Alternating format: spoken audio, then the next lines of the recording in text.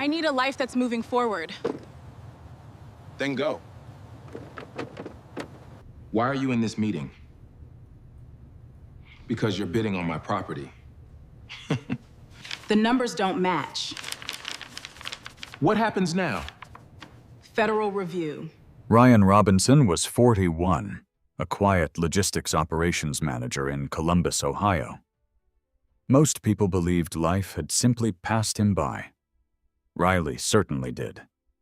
She had grown tired of the man who drove a 7-year-old Ford F-150, carried the same weathered leather briefcase every morning, packed his own lunch, and walked through the front door at exactly 5:30 every evening.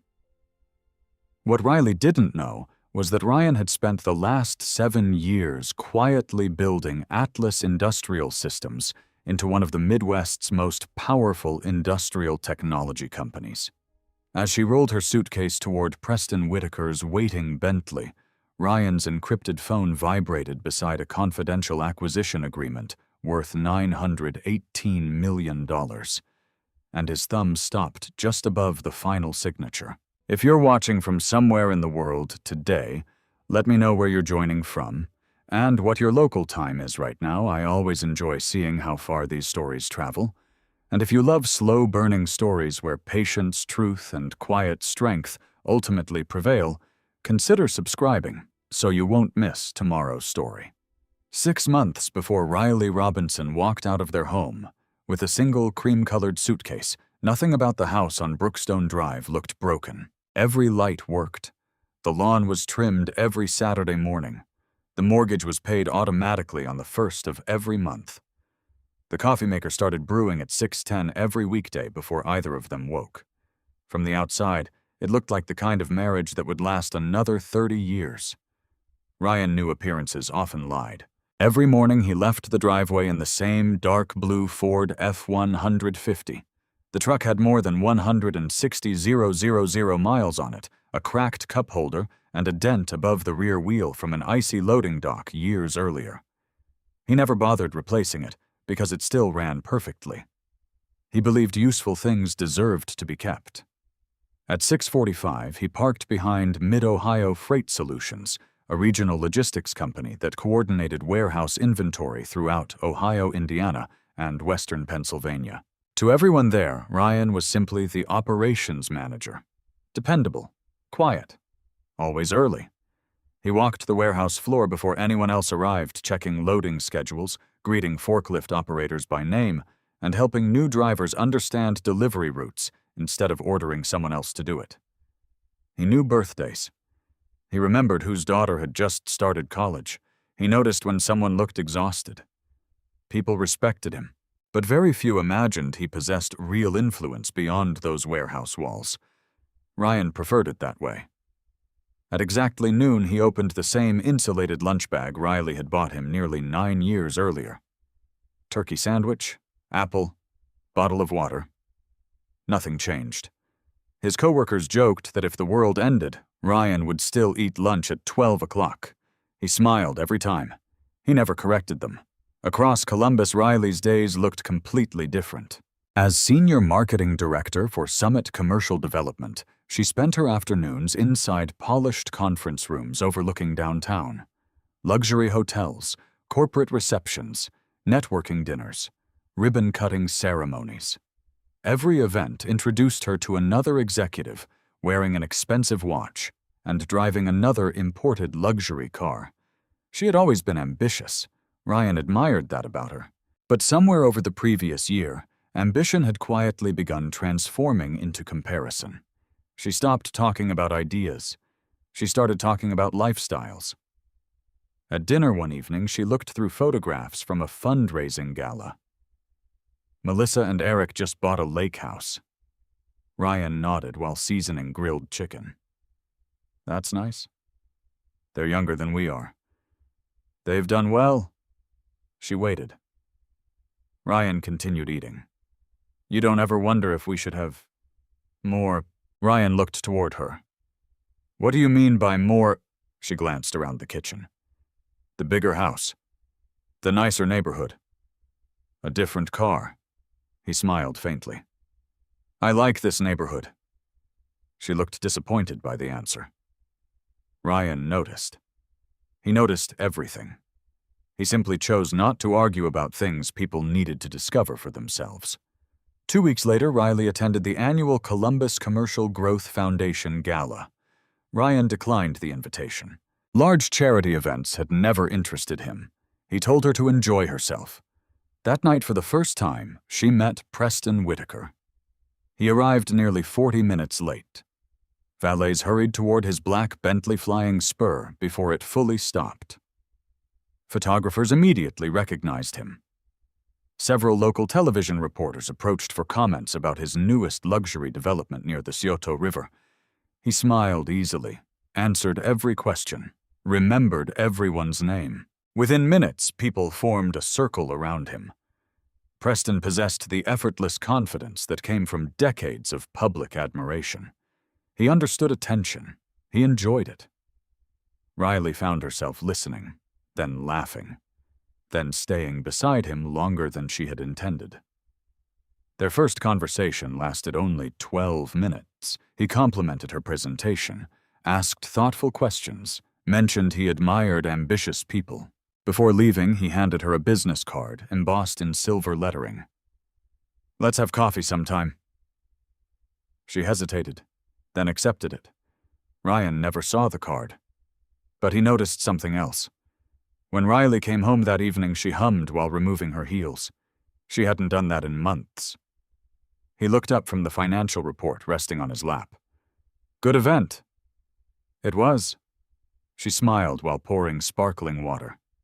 "A lot of interesting people." Ryan nodded. "I'm glad." She waited for another question. None came. Instead, Ryan returned to reading. Not because he wasn't curious, because curiosity and suspicion were not the same thing. He had learned years earlier that a trust could not survive constant interrogation. Over the following weeks, changes accumulated almost invisibly. Business dinners became more frequent. Phone calls moved onto the back patio. Weekend conferences appeared on Riley's calendar. Sometimes she smiled at messages before locking her screen. Ryan never asked who had sent them. Instead, he quietly observed patterns. Observation had saved him more than once in life. Every Tuesday evening, she arrived 45 minutes later than usual. Every Thursday, she changed clothes before leaving for client networking. Every Friday morning, she wore perfume she never used around him. None of those details proved anything. Together, they told a story. Ryan simply wasn't ready to finish reading it. Meanwhile, his own evenings remained remarkably ordinary. At precisely 8:30 p.m., after Riley went upstairs, his personal phone vibrated. Not the company-issued device from Mid-Ohio Freight Solutions. Another phone. Black, unmarked. No contacts displayed names, only encrypted identification numbers. He answered. "Good evening." Margaret Sullivan's calm voice came through. The revised trust agreements were finalized today. Ryan stood near the kitchen window. "Any issues?" "None. The signatures have been verified." "Good. We're also ready for the second acquisition whenever you authorize." Ryan glanced upstairs. A faint light glowed beneath the bedroom door. "Let's wait." "As you wish." The call lasted less than 2 minutes. When he returned upstairs, Riley barely looked away from her tablet. "Work?" "Yes." She shrugged. "I didn't know warehouse managers worked this late." Ryan smiled. Sometimes they do. It wasn't a lie. He still managed warehouse operations. It simply wasn't his only responsibility. The following Monday, another encrypted call arrived. This time, Benjamin Carter spoke. The board approved expansion into Michigan. Ryan answered quietly. "Excellent. The engineering team also wants your decision on the automation project. I'll review it tomorrow. No rush." After hanging up, Ryan locked the phone inside a small, fireproof safe hidden behind winter coats in the hallway closet. He never imagined Riley would look there. She never did. Instead, she had already begun imagining another future, One built with rooftop parties, private jets, luxury resorts, magazine covers. She interpreted Ryan's calm routine as lack of ambition. She mistook consistency for complacency. She confused privacy with insignificance. Ryan saw the growing distance. He simply refused to chase someone who was already walking away emotionally. One rainy Thursday evening, Riley returned home carrying a white envelope. She didn't remove her coat, didn't sit down, didn't ask about his day. Ryan looked up from repairing the loose hinge on a kitchen cabinet. "You just got home." "I know." She placed the envelope on the dining table between them. "I've already signed." The room became silent except for rain tapping against the windows. Ryan slowly wiped sawdust from his hands with a blue shop towel. Then he looked at the envelope. He already knew what was inside before he opened it. Divorce papers. He didn't reach for them immediately. Instead, he studied Riley's face. There was no anger, only certainty. That frightened him far more. "You've made your decision," he said quietly. She nodded once. "I have." Ryan lowered his eyes to the untouched envelope resting beneath the dining room light. Then, without another word, he gently pulled out a chair, sat down across from it, and placed both hands flat on the table before breaking the seal. Ryan did not open the envelope immediately. He simply rested one hand on the thick stack of papers, while the rain continued tapping softly against the dining room windows. Across the table, Riley stood with her arms folded. She had rehearsed this conversation many times. He had not. After nearly a minute, Ryan finally slid the first page free. Petition for dissolution of marriage, Franklin County. Everything had already been prepared. There were highlighted tabs, colored signature stickers, every page organized with the precision of someone who wanted the process finished as efficiently as possible. Ryan slowly turned another page. His eyes never rushed. He had spent years reviewing contracts worth tens of millions of dollars. He knew emotions disappeared the moment signatures became legally binding. He read every line. Riley shifted her weight. "You don't have to read all of it." "I do. It's standard. Standard documents deserve careful reading, too." She looked away. That answer somehow frustrated her more than an argument would have. She wanted anger. She wanted questions. She wanted him to fight for the marriage she had already decided to leave. Instead, Ryan quietly continued reading. 23 minutes later, he placed the papers back into perfect alignment. "There are a few revisions." She blinked. "What?" Ryan pointed toward one paragraph. "The retirement account values were calculated before last quarter." He turned another page. "The property tax estimate on the house is outdated." Another page.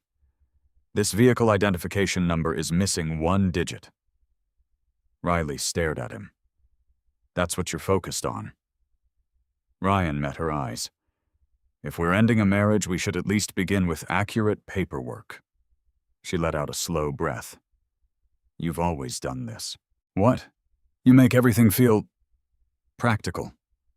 He didn't answer, because practicality had kept their lives stable for nearly a decade. The silence stretched until Riley finally picked up her purse. "My attorney can correct those." "I'm sure they can." She hesitated near the front door. "Aren't you going to ask if there's someone else?" Ryan looked down at the papers again. "If there is, you'll tell me when you're ready." She waited. Nothing else came. For the first time since making her decision, uncertainty briefly crossed her face. Then she walked outside. The front door closed softly. Ryan remained seated for several minutes. He wasn't pretending the moment didn't hurt. It did. His chest felt strangely hollow. His wedding ring suddenly seemed heavier than it ever had before. But pain and panic had never been the same thing. He quietly removed the ring and placed it beside the divorce papers. Then he stood, rinsed his coffee mug, and loaded it into the dishwasher. The next morning he arrived at Mid-Ohio Freight Solutions at 6:42 a.m. Nothing about his routine changed. Warehouse supervisor Carl Henderson noticed him reviewing delivery manifests. "You look tired. Didn't sleep much? You all right?" Ryan nodded once. "I will be." Carl accepted the answer. Ryan had earned that trust over years. When he said he would be all right, people believed him. Around noon, his personal phone vibrated inside the locked drawer of his office desk. He waited until the warehouse floor quieted before answering. Margaret Sullivan spoke first. "I heard." Ryan looked through the office window toward rows of loading trailers. "I assumed you would." "I'm sorry." "So am I." She allowed a respectful silence. "Do you wish to postpone tomorrow's board meeting?" Ryan answered immediately. "No." "You don't need time. I've already lost one part of my life." "I'm not interested in neglecting another." Margaret understood exactly what he meant. "I'll inform Benjamin." The following afternoon, Ryan drove somewhere Riley had never once asked about. Atlas Industrial Systems occupied 12 floors inside a modern glass tower overlooking the Scioto Mile. Employees entering the building greeted Benjamin Carter with respect. Very few noticed the quiet man stepping out of the older Ford pickup parked beneath the executive garage.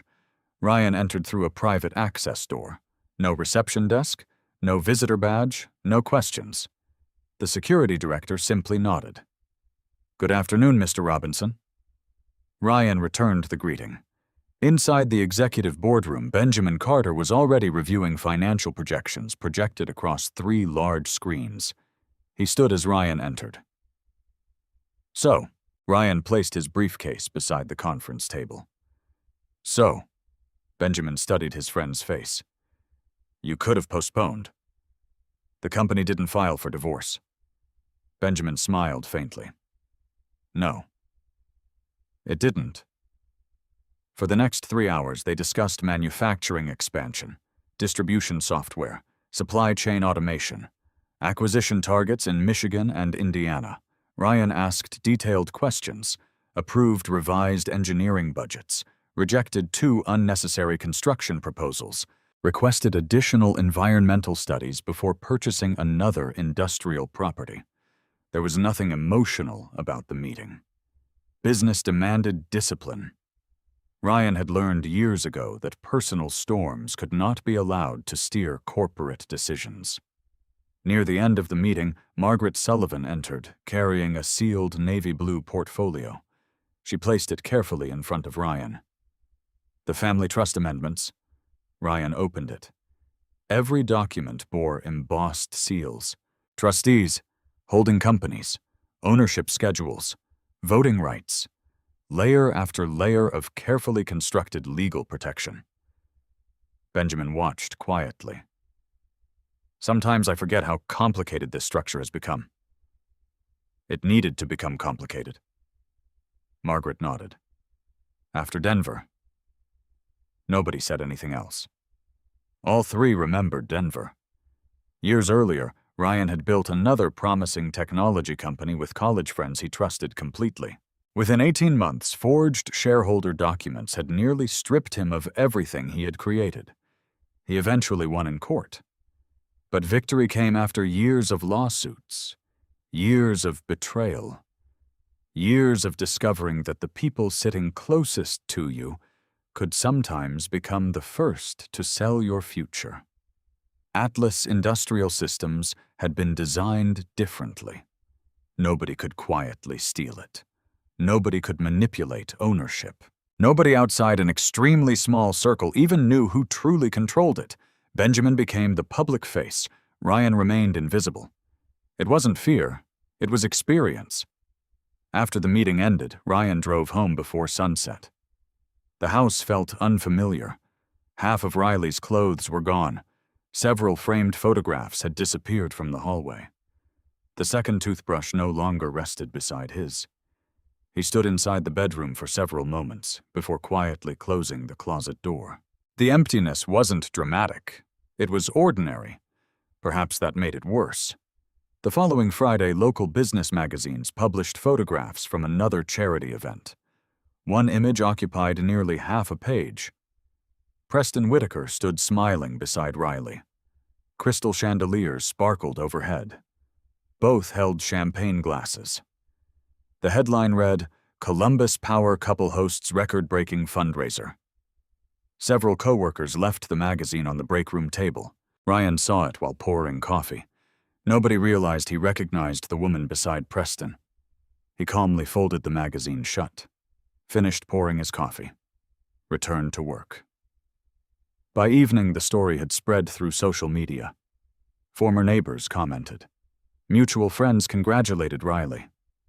Some quietly assumed Ryan had simply been replaced by someone more successful. None of those opinions reached him. He had long ago stopped measuring truth by public conversation. Late that night, another encrypted call arrived. Benjamin's voice sounded unusually serious. The Ohio Logistics Authority officially listed the Riverside Industrial Campus.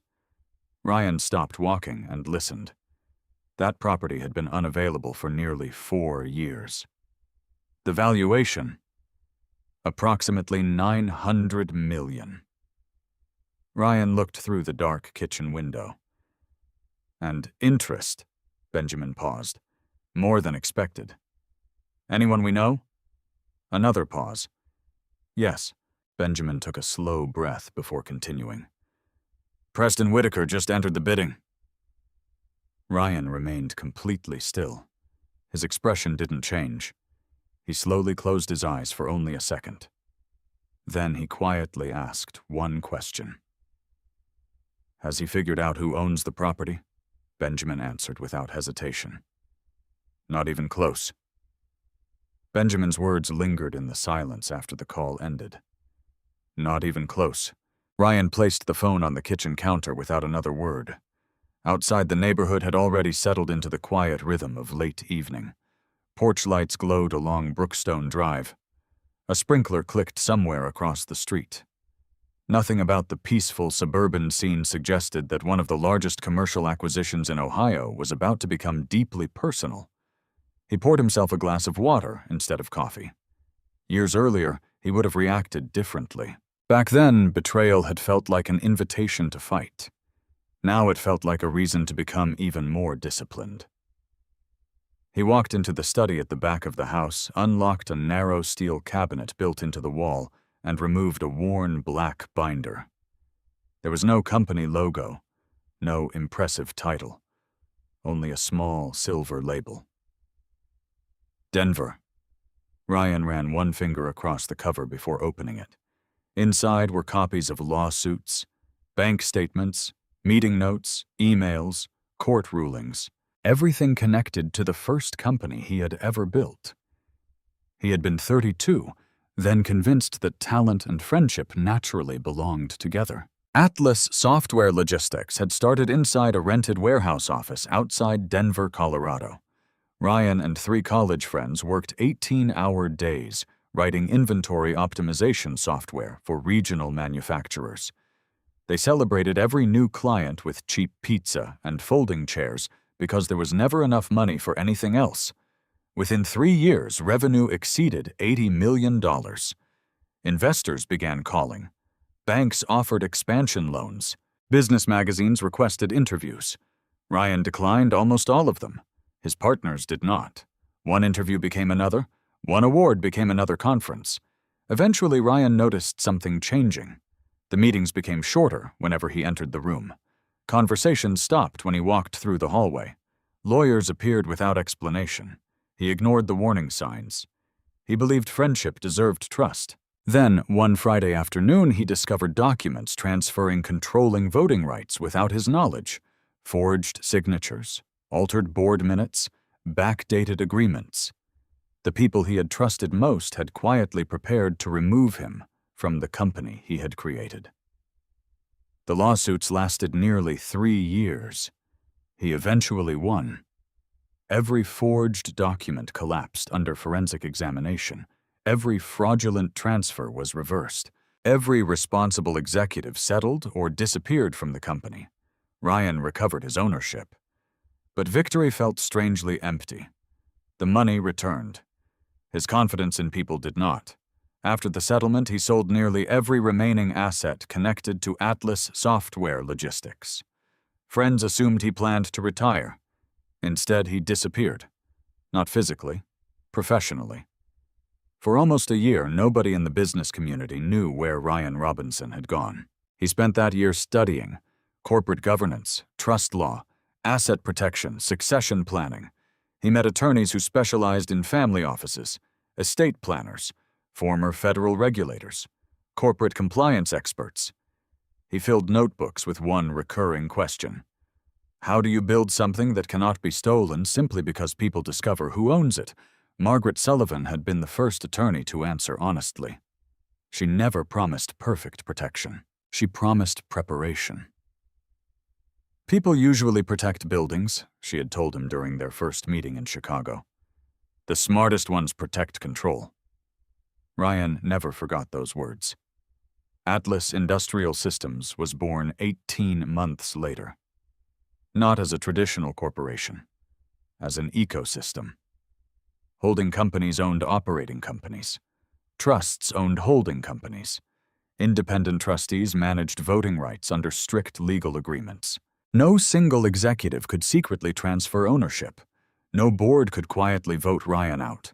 No ambitious investor could identify the true controlling owner through public filings alone. Everything required multiple layers of authorization. Everything left documented evidence. Everything slowed manipulation. Benjamin Carter became the public face of the company almost from the beginning.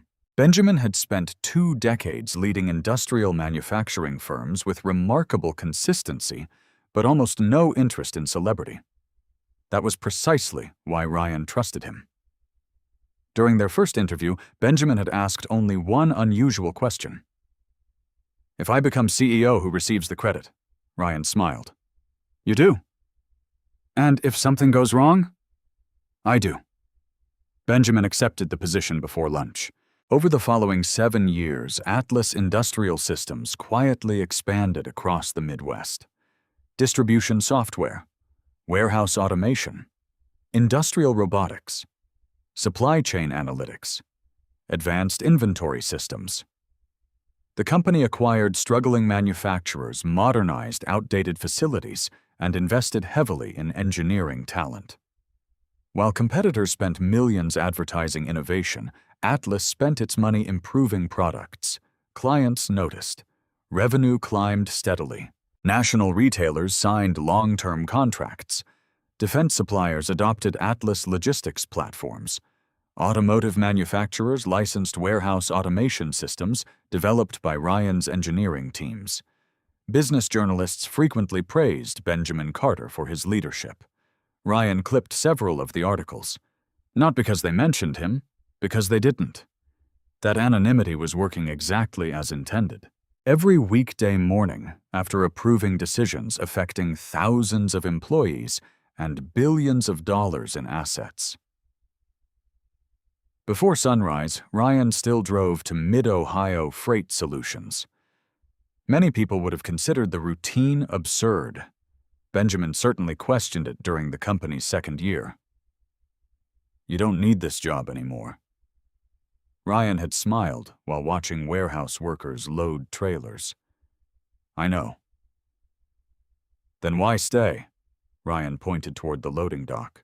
Because this reminds me who our customers actually are. Executives studied spreadsheets. Warehouse workers studied delays. Truck drivers studied weather. Ryan believed businesses failed when leaders forgot whose problems they actually solved. Working inside an ordinary logistics company kept his perspective grounded. No employee there knew they reported indirectly to one of the wealthiest industrial entrepreneurs in the region. Ryan preferred earning respect without anyone knowing what he owned. Status distorted conversations. Ordinary life revealed character. It also protected him. When strangers underestimated him, they usually behaved honestly. They revealed assumptions they would otherwise hide. He learned more by listening than speaking. That habit eventually became one of Atlas's greatest competitive advantages. Suppliers negotiated more openly. Potential acquisition targets disclosed concerns more freely. Competitors often underestimated the quiet logistics manager sitting unnoticed in conference rooms. Ryan rarely corrected them. Back in Columbus, Riley interpreted his ordinary routines very differently. She saw repetition instead of discipline. She saw modesty instead of intentional restraint. She saw comfort instead of strategy. Ryan never blamed her entirely. Very few people imagined someone worth hundreds of millions of dollars would voluntarily drive an aging pickup truck to a warehouse every morning. The image simply didn't fit modern expectations. Meanwhile, Atlas's executive committee prepared for its largest opportunity yet. The Riverside Industrial Campus stretched across nearly 400 acres outside Columbus. Originally built for heavy manufacturing decades earlier, it had gradually transformed into one of the most strategically located logistics properties in the Midwest. Direct interstate access, private rail connections, expansion capacity, modern utilities. Industry analysts called it the last major industrial property capable of supporting nationwide distribution at scale. Acquiring Riverside would permanently strengthen Atlas's national footprint. Ryan had studied the property for almost 3 years. He knew every environmental report, every zoning revision, every infrastructure assessment. He also knew something almost nobody else understood. The public believed Riverside belonged to an investment consortium preparing to exit the market. That was only partially true. Years earlier, Atlas had quietly purchased the controlling interests through a sequence of confidential transactions managed by Margaret Sullivan's legal team. Even many minority investors didn't know who ultimately controlled the project. Now the property had reached the final stage. Potential buyers would soon attend confidential executive negotiations. Ryan expected manufacturers, investment funds, international logistics companies. He had not expected Preston Whitaker. The coincidence wasn't simply uncomfortable. It threatened to merge Ryan's carefully separated personal and professional lives for the first time in years. The following morning, Margaret entered Benjamin Carter's office carrying a sealed acquisition schedule. She placed it on the conference table without speaking. Benjamin reviewed the list of approved bidders. Then he looked up. "Has Ryan seen the final attendance list?" Margaret nodded once. "He has. And he instructed us to treat Mr. Whitaker exactly like every other qualified bidder." Benjamin leaned back slowly. "No exceptions." "None." Margaret closed the folder. "But I have a feeling," she said quietly, "Mr. Whitaker is about to discover that he has been negotiating with the wrong assumptions from the very beginning." The invitation arrived at Preston Whitaker's office on a Tuesday morning. It came inside a thick navy envelope without a company logo. No promotional material, no executive biographies, no photographs of the property. Only a professionally printed letter confirming that Whitaker Development Group had advanced to the final negotiation stage for the Riverside Industrial Campus acquisition. The meeting would be held 3 weeks later. Attendance was limited. Confidentiality was mandatory. Every participant would sign updated non-disclosure agreements before entering the executive boardroom. Preston smiled before finishing the second page. Finally, he leaned back in his leather chair and looked through the floor-to-ceiling windows overlooking downtown Columbus. The Riverside Industrial Campus had become the city's most discussed commercial opportunity. Developers wanted it. Private equity firms wanted it. International logistics companies wanted it. Owning Riverside meant controlling one of the most important distribution corridors in the Midwest. For Preston, it was more than another investment. It was the project that would place his company alongside the largest industrial developers in America. His assistant stepped inside. "You wanted the market analysis." "Leave it." She placed 3 reports on the desk. The financing committee from First National Capital confirmed tomorrow morning. "Excellent." As she turned towards the door, Preston stopped her. "And ask Riley if she's available for dinner tonight." "Of course." 20 minutes later, Riley walked into his office carrying 2 cups of coffee. She wore a tailored cream blazer that matched the polished confidence she had gradually adopted over the previous several months. "You look pleased." Preston handed her the invitation. She read it quickly. "So this is it." "This is the biggest deal of my career." She smiled. "I knew you'd get here." He laughed. "I always do." Neither of them questioned who actually owned Riverside. Every industry publication described the seller differently. Some called it a private investment consortium. Others believed it belonged to a pension-backed infrastructure fund. Several analysts insisted an international holding company had quietly accumulated the property over the past decade. The uncertainty only increased its mystique. Preston enjoyed mysteries, mostly because he expected to solve them. Across the city, Ryan received the same updated negotiation schedule from Margaret Sullivan. He read every page without changing expression.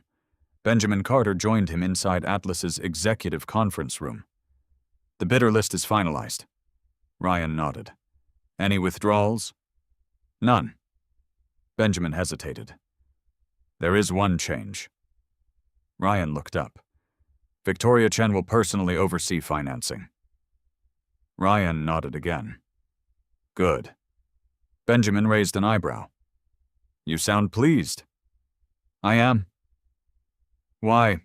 "She doesn't care about reputations." Benjamin smiled. "Only documentation." "Exactly."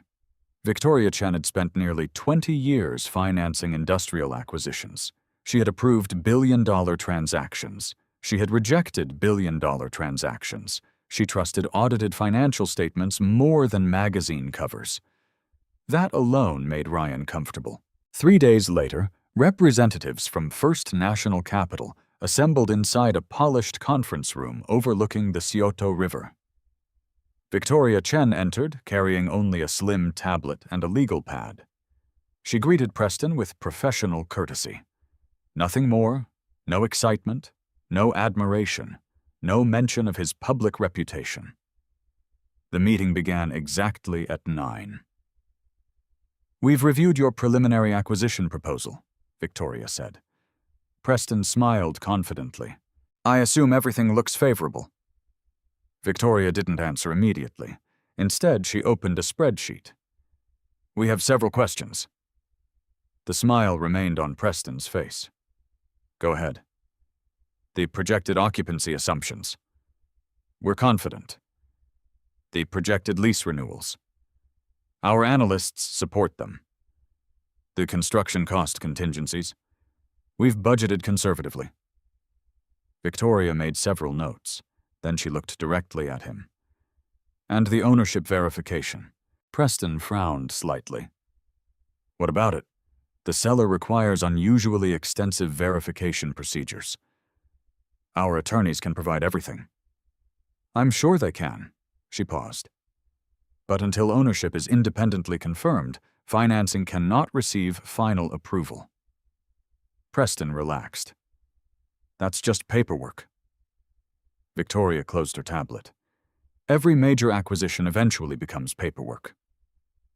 The meeting ended 40 minutes later. As Preston left the building, he remained confident. His chief financial officer looked less certain.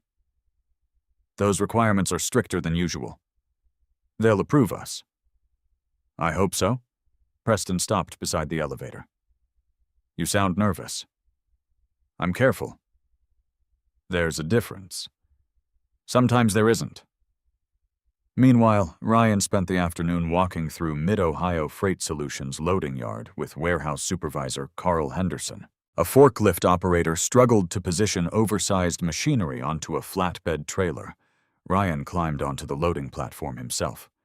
He adjusted the securing chains, measured the balance point, suggested moving the rear support beam 6 inches. The operator followed his advice. The load settled perfectly. Carl laughed. "You could have stayed inside the office." Ryan climbed down from the trailer. "I've never believed problems solve themselves from behind a desk. None of the workers around them realized the man tightening cargo straps had authorized an acquisition exceeding $900 million earlier that morning. That evening, Benjamin called. The engineering review is complete. And the environmental survey is even better than expected. Ryan stood on his back porch, watching distant lightning over western Ohio. What about the bidders? Several already requested extensions? Whitaker. Benjamin looked down at his notes. He submitted everything early. Ryan wasn't surprised. Preston had built a successful business by moving aggressively. Confidence often created momentum. Sometimes it also created blind spots. Anything else? Ryan asked. Benjamin hesitated. Private investigators. Ryan turned. What about them? Whitaker hired one. Ryan remained silent. They're trying to identify the beneficial owner behind Riverside. And they've found nothing. Ryan almost smiled. Margaret Sullivan had spent years ensuring they would find nothing. Ownership records existed. Every document was legal. Every filing complied with federal and state law. But the structure had been intentionally designed to protect privacy. Trusts, holding companies, independent fiduciaries, layer after layer. Perfectly transparent to regulators, nearly invisible to outsiders. Benjamin continued. They're beginning to think the owner doesn't exist. Ryan quietly laughed. Everyone exists. They just don't always introduce themselves. The following Saturday evening, Preston hosted a private dinner inside his penthouse overlooking downtown Columbus. Investors, developers, political donors, several local television personalities. The conversation inevitably turned toward Riverside. I heard you're leading the negotiations, one guest said. Preston nodded. We're in a strong position. Do you know who's selling? He shrugged. Not yet. Another investor laughed. Some people think it's an old family fortune. Someone else suggested an international sovereign wealth fund. Another guessed Wall Street. Preston lifted his glass. It doesn't really matter. No? The seller owns yesterday. He smiled confidently. I intend to own tomorrow. Laughter spread around the room. Riley smiled with everyone else. She admired how easily Preston commanded attention. Across town, Ryan spent the same evening replacing a broken fence panel in his backyard. A teenage neighbor walked over. Need a hand, Mr. Robinson? Ryan handed him a drill. I won't say no. They worked until sunset. The teenager looked at Ryan's pickup. My dad says you should probably buy a new truck. Ryan laughed. He's probably right. So why don't you... Ryan tightened the last screw. This one still does everything I ask it to do. The teenager considered that answer for a moment. I guess that makes sense? Ryan smiled. Most useful things do. Later that night, Margaret Sullivan arrived at Ryan's house carrying another sealed folder. She never discussed Atlas business over unsecured phone lines when meetings approached. Inside the kitchen, she spread several documents across the table. All bidders completed preliminary compliance reviews. Ryan examined the files. No major issues. Nothing significant. She turned one page. Except one. Ryan looked at her. Whitaker Development Group. She slid a financial disclosure toward him. There are inconsistencies between public statements and supporting documentation. Ryan studied the figures quietly. The differences were subtle, not illegal by themselves, but significant enough to deserve attention. Margaret folded her hands. The bank will notice. Ryan closed the folder. If the documents are accurate, they'll do exactly what they're supposed to do. And if they aren't, Ryan met her eyes, then the system will eventually expose them. Margaret watched him for a moment before gathering the files. You still don't want any special treatment? Ryan answered without hesitation. I don't want favors. I want the same rules applied to everyone. Margaret nodded once. I thought you'd say that. As she left the house, Ryan locked the front door and stood quietly in the darkened hallway. For the first time since Riley had left, he realized the next meeting would place every part of his life into the same room. His past, his marriage, his company, and the man who believed he was about to buy an empire without knowing who had built it. The morning of the final negotiation arrived clear and unusually cool for early September. Ryan woke at 5:15 a.m. Nothing about his routine changed. He brewed coffee, fed the neighbor's golden retriever while its owners were away on vacation, watered the flower beds Riley had planted years earlier. Then he ironed a navy suit that had already been hanging in his closet for nearly 4 years. It wasn't custom-made. It wasn't expensive. The cuffs showed faint signs of wear. Ryan preferred clothing that disappeared instead of attracting attention. He tied a dark blue silk tie, slipped a plain silver watch onto his wrist, and looked once into the hallway mirror. He didn't see a billionaire. He didn't see a victim of divorce. He saw the same man who believed every important decision should be made without ego. At exactly 7:10 a.m., he climbed into his aging Ford F-150. The engine started on the first turn. 40 minutes later, the truck rolled into the underground executive garage beneath Atlas Industrial Systems. A security officer immediately recognized him. "Good morning, Mr. Robinson." "Morning, David." "The boardroom is ready." Ryan nodded. "Thank you." He entered through a private elevator that opened directly onto the executive floor. Margaret Sullivan was already waiting. She carried 3 leather portfolios. "Everything has been verified." Ryan accepted one. "The trust documents. Certified yesterday. The ownership resolutions. Signed. The banking confirmations. Already delivered to Victoria Chen." Ryan smiled faintly. "Good." Margaret studied him for a moment. "You slept." "Well enough." She knew better than to ask another question. Ryan never performed confidence. He either possessed it or remained silent.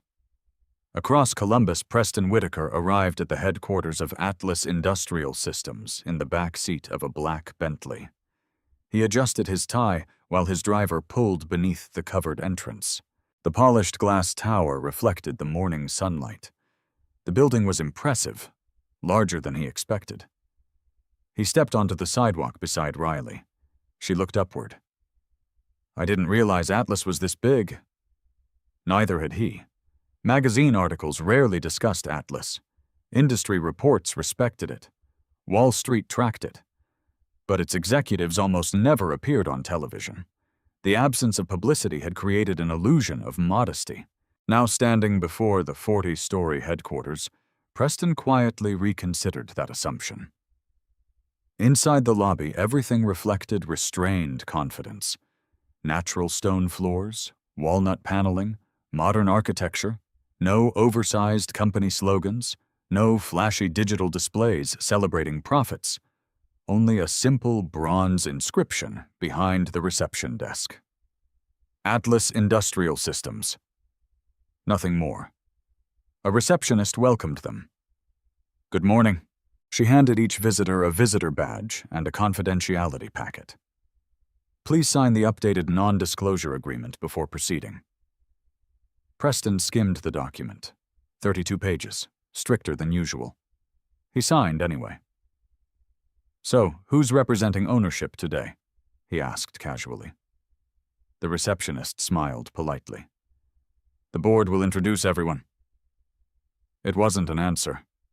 Preston barely noticed. His confidence remained intact. The executive elevator carried them to the 36th floor. When the doors opened, several attorneys were already speaking quietly in the reception area. Investment bankers reviewed folders. Corporate advisors stood beside floor-to-ceiling windows overlooking downtown Columbus. Victoria Chen arrived moments later. She greeted Preston with a professional handshake. "Good morning." "Morning." "Everything ready?" "As far as the bank is concerned." She looked toward the conference room. The remaining decisions belong to ownership. Again, ownership. Everyone referred to ownership without identifying who that actually was. Benjamin Carter entered precisely at 9. He wore a charcoal suit and greeted every guest personally. Preston recognized him immediately. The CEO of Atlas Industrial Systems. Now things finally made sense. Preston smiled. So you're representing the seller? Benjamin returned the smile. I'll be facilitating today's meeting. Excellent. I think you'll find everything straightforward. Preston nodded confidently. I certainly hope so. Benjamin opened the conference room doors. Ladies and gentlemen, please.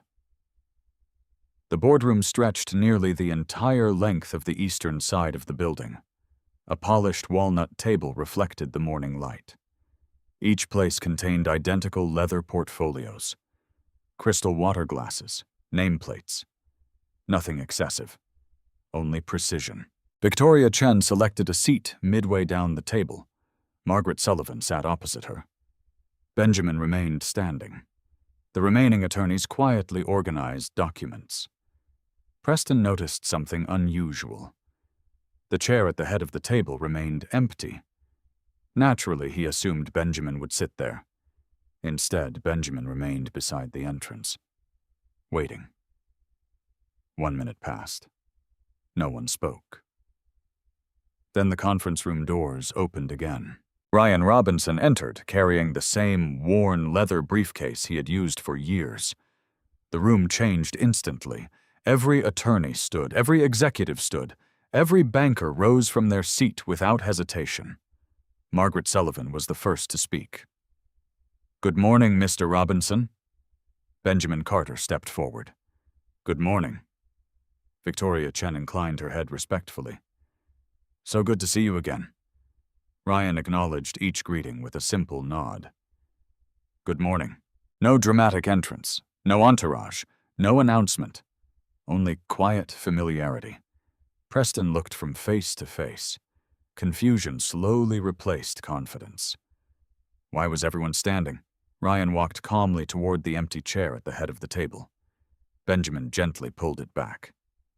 Please. Ryan thanked him and sat down. Only then did everyone else return to their seats. The silence felt strangely heavy. Riley stared across the table. Her breathing became shallow. She knew that briefcase. She had bought it for Ryan on their 5th wedding anniversary. She knew the navy suit. She had once complained that he should replace it. She knew the silver watch. It had belonged to his father. Nothing about Ryan had changed. Everything around him had.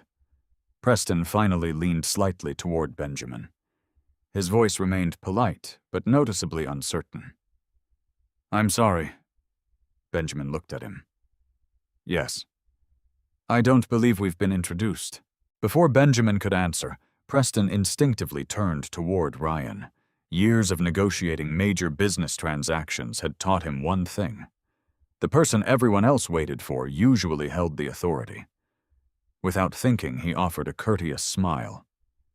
Good morning. He paused for only half a second.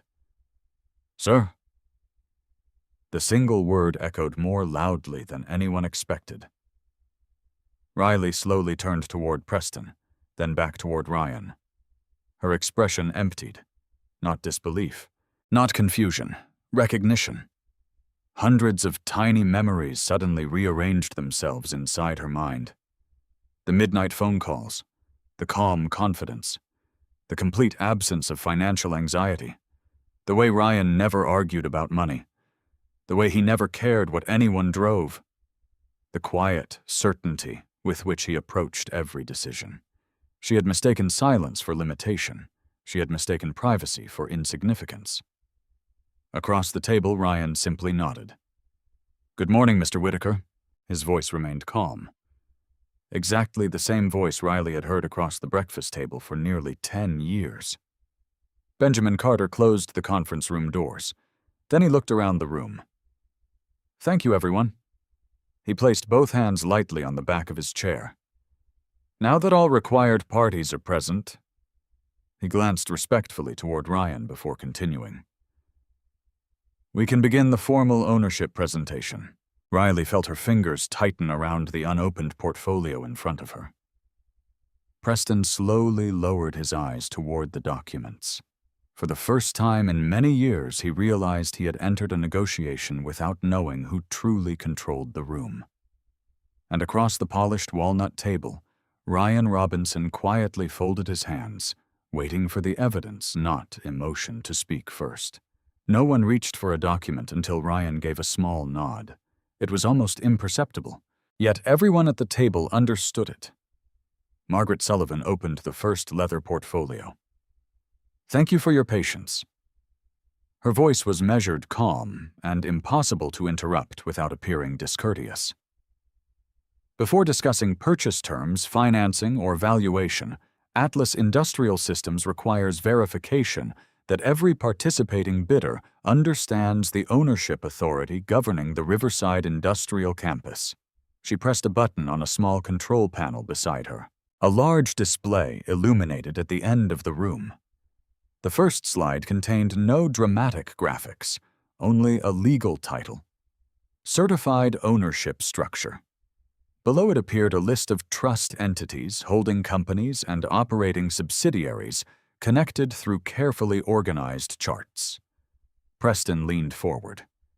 He had expected a simple corporate hierarchy. Instead, the structure resembled an intricate map. Holding companies owned regional asset companies.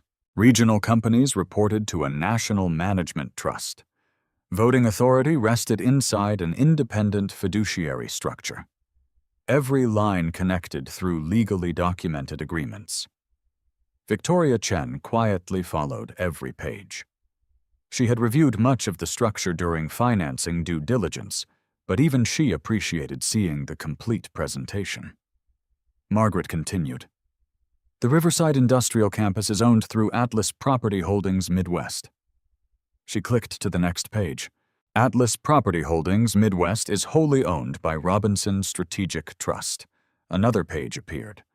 The Robinson Strategic Trust is administered by independent trustees under agreements executed 7 years ago. She paused. Copies have been certified by the state of Ohio and independently verified by First National Capital Bank. Victoria nodded once. Our verification process confirms the documentation. Margaret thanked her. Then she turned another page. The screen displayed a scanned document bearing embossed seals and official certifications. These are the original trust resolutions establishing beneficial ownership. Preston frowned slightly. He looked toward his attorney, David Monroe. David had already begun reading the copies provided inside the portfolio. His expression became increasingly serious. Everything appears properly executed, David murmured. Margaret heard him. Mr. Monroe, if you would like additional certified copies, we have them available. No. David adjusted his glasses. That won't be necessary. The room became quiet again. Ryan remained almost completely silent. His hands rested comfortably on the table. He watched no one in particular. Years earlier, he would have tried explaining every decision personally. Experience had taught him something better. Evidence persuaded people far more effectively than speeches. Margaret continued. The next documents concern executive authority. Benjamin Carter stood. He walked toward the display. For 7 years, I have served as Chief Executive Officer of Atlas Industrial Systems. He spoke confidently, but without theatrical emphasis. My responsibilities include operational management acquisitions, strategic planning, and public representation. Another document appeared. However, he looked toward Ryan. My authority has always been delegated. The next page displayed the board resolution, every signature, every date, every authorization. Benjamin continued. Final authority over acquisitions exceeding $100 million has always remained with the controlling owner. Silence settled across the room. Benjamin finished the sentence calmly. Mr. Ryan Robinson. No one moved.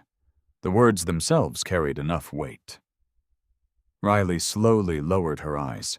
She remembered laughing one evening when Ryan had arrived home wearing dusty work boots after helping repair loading equipment at the warehouse. You look more like a mechanic every year. Ryan had simply smiled. Now she wondered how many board meetings he had attended before driving home in those same boots. How many major decisions had been made before he quietly grilled dinner in their backyard. How many opportunities had she mistaken for ordinary routines, Margaret resumed. Certified ownership percentages are included on page 43. Paper quietly turned throughout the room. Preston located the page. His eyes stopped immediately. Controlling beneficial ownership. Ryan Alexander Robinson, 68.4%. The remaining percentages belonged to employee trusts and long-term investment partners. None exceeded 6%. There was no question, no ambiguity. Ryan controlled Atlas. Not symbolically, legally. Preston read the figure twice. Then a third time. He slowly closed the portfolio. This isn't public, Margaret answered immediately. No. Why? Because private companies are not obligated to publish confidential ownership structures. Preston looked toward Victoria. You verified this, she answered without hesitation. Our legal department independently verified every document. The signatures, verified. The trust, verified. The voting authority, verified. The beneficial ownership, verified. Each answer arrived with absolute certainty. Ryan finally spoke. Only one sentence. Privacy isn't deception, Mr. Whitaker. His voice remained calm. It simply isn't publicity. Preston looked directly at him. You've been operating this company the entire time, Ryan answered honestly. I've been responsible for it. Benjamin smiled slightly. I've been fortunate enough to help lead it. There was no competition between them, no struggle for recognition, only mutual respect. That surprised Preston almost as much as the ownership itself. He had built his own company around visibility, magazine interviews, awards, public announcements, social media campaigns. Ryan had apparently built his around the opposite philosophy. Margaret distributed another folder.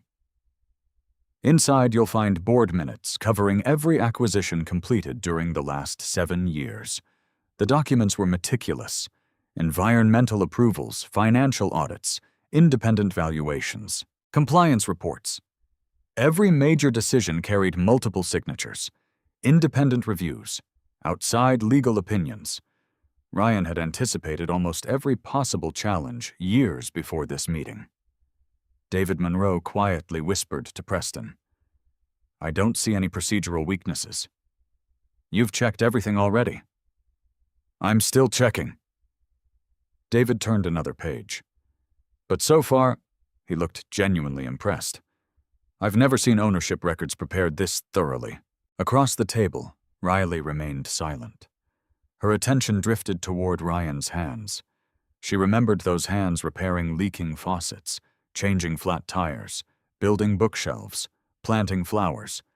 She had spent years believing they belonged to a hard-working but financially ordinary husband.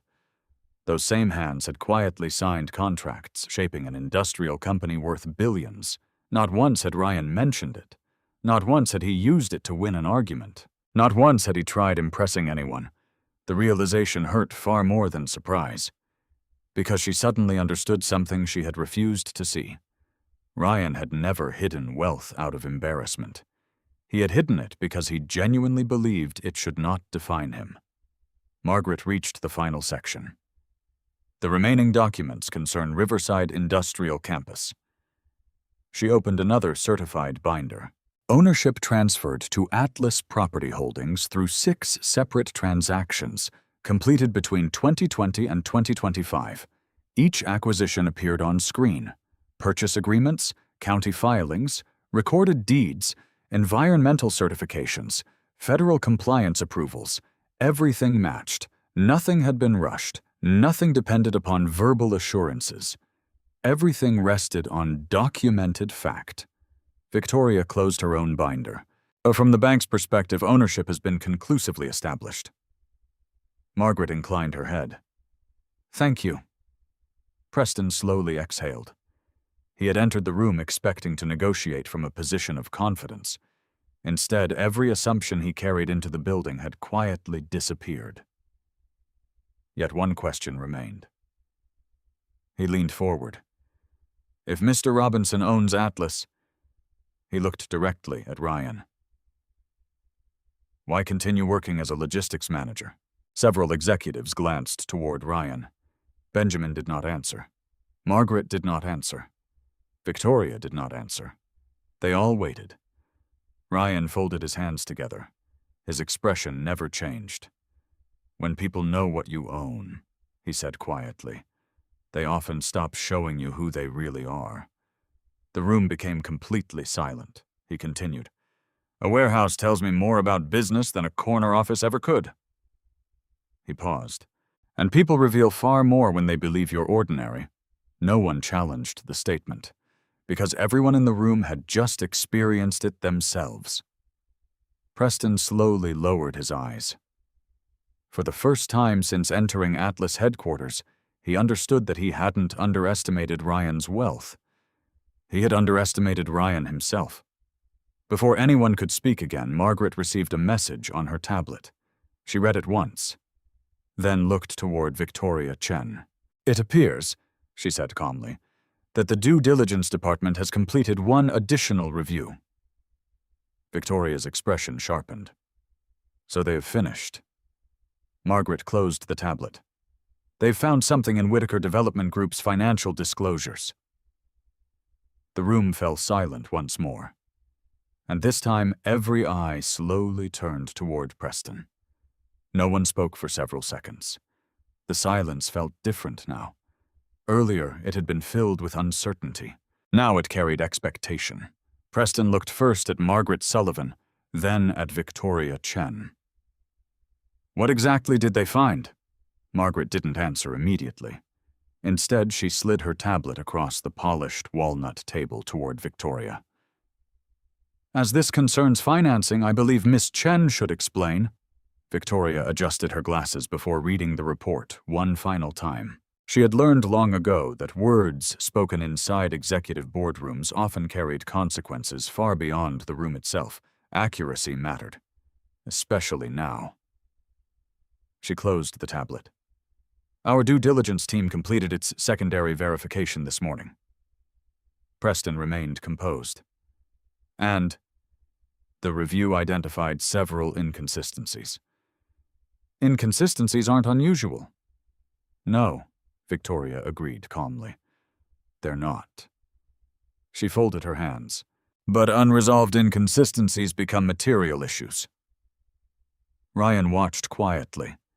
He felt no satisfaction, only concentration.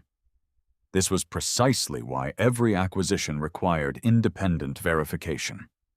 Not because anyone expected dishonesty, because assumptions had no place inside transactions of this size. Victoria continued. Your public investor presentation projects 96% occupancy across 4 commercial developments. Correct. Our auditors independently verified tenant records. She opened another folder. They confirmed 81%. Preston frowned. Several leases were under renewal. Victoria nodded. The report acknowledges that. She slid photocopies across the table. However, projected renewals cannot be reported as active occupancy. David Monroe immediately reached for the documents. His expression tightened. He understood the distinction. Banks did too. Occupancy projections affected cash flow. Cash flow affected valuation. Valuation affected financing. One optimistic assumption could influence hundreds of millions of dollars. Preston remained calm. That's an accounting interpretation. Victoria shook her head gently. It's a lending standard. She turned another page. Our review also identified differences between projected rental income and executed lease agreements. David continued reading. His eyes moved more slowly now. This wasn't included in our internal summary, Victoria answered politely, because the information became available yesterday afternoon. Another page. The construction reserve reported to investors differs from the reserve documented inside audited financial statements. Preston leaned forward. The reserve exists. No one disputes that. Victoria looked directly at him. The reported amount does. The conference room grew noticeably quieter. Several attorneys began taking notes. Benjamin Carter remained perfectly still. Ryan noticed something subtle. Not fear, not anger. Only the gradual disappearance of certainty from Preston's posture. Earlier that morning he had entered the room sitting comfortably against the back of his chair. Now he leaned forward. Both elbows rested on the table. One hand held a pen he no longer used. Confidence often changed posture before changing expression. Margaret opened another certified folder. These observations are preliminary.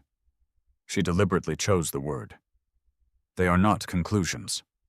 Ryan appreciated that. Facts deserved patience. Speculation deserved none. David Monroe finally spoke. We'll provide clarification. Victoria nodded. I'm sure you will.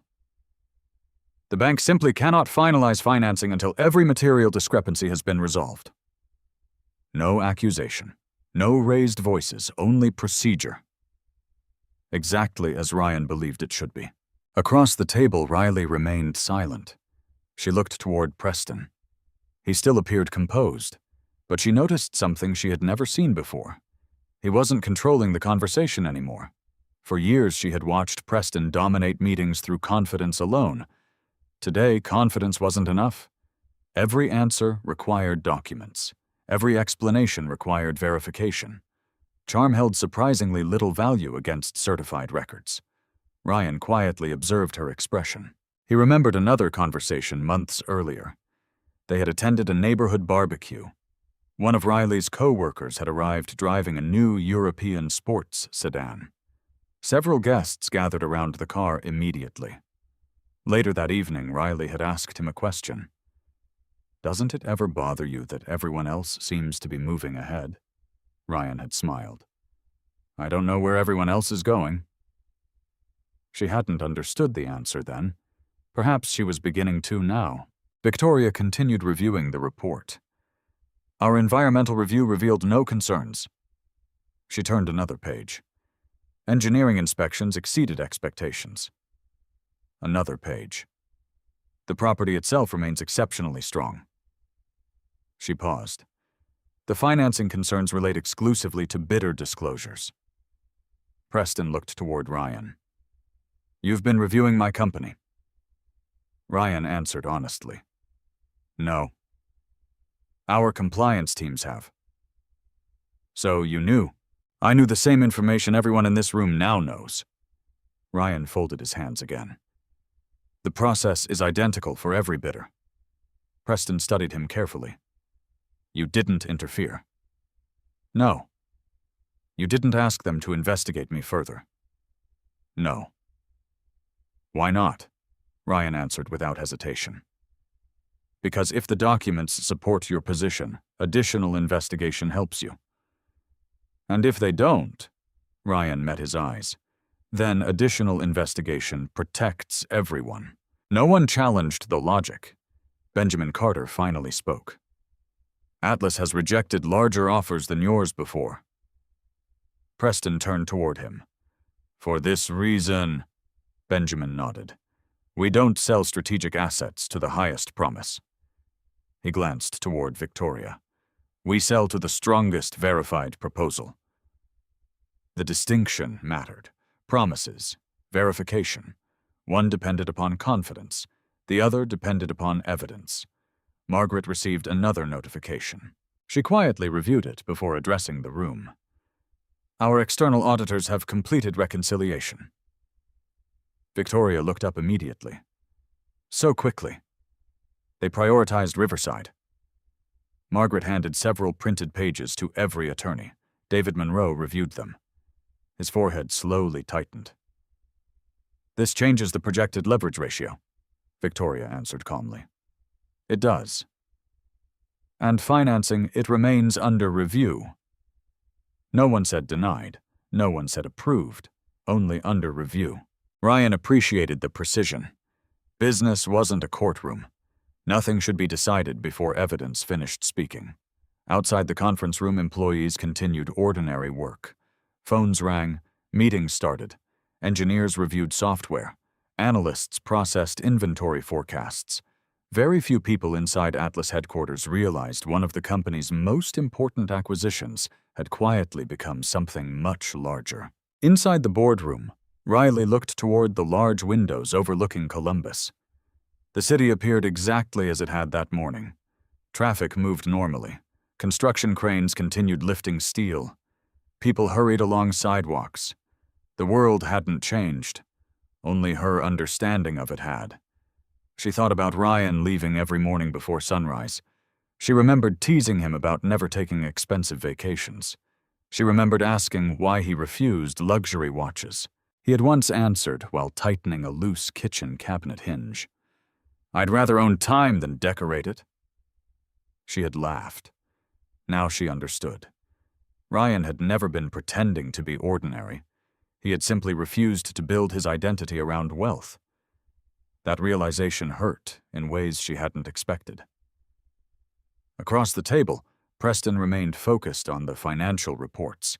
His confidence had not disappeared, but it had become cautious. He looked toward Victoria. "What happens next?" "The compliance committee completes its review. And after that, if every issue is resolved satisfactorily, financing proceeds. And if it isn't," Victoria didn't soften her answer, "then the committee recommends against funding." The words settled heavily across the room. For the first time that day, Preston understood something uncomfortable. This meeting wasn't primarily about negotiating price. It was about qualifying for trust. Money alone could not purchase that. Margaret closed the final folder. "We'll recess for 30 minutes while legal counsel reviews today's materials." Everyone slowly stood. Conversations began quietly. Attorneys gathered into small groups. Bank representatives compared notes. Benjamin walked toward Ryan. "You handled that well." Ryan looked toward the windows. "I didn't handle anything." Benjamin smiled. "You know what I mean." Ryan shook his head gently. "The documents handled it." As the room gradually emptied, Riley remained standing beside her chair. She watched Ryan speaking quietly with Margaret Sullivan.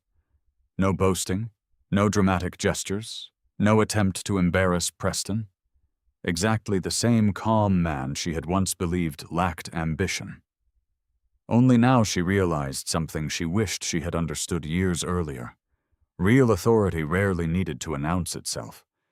It simply entered the room. And everyone else stood.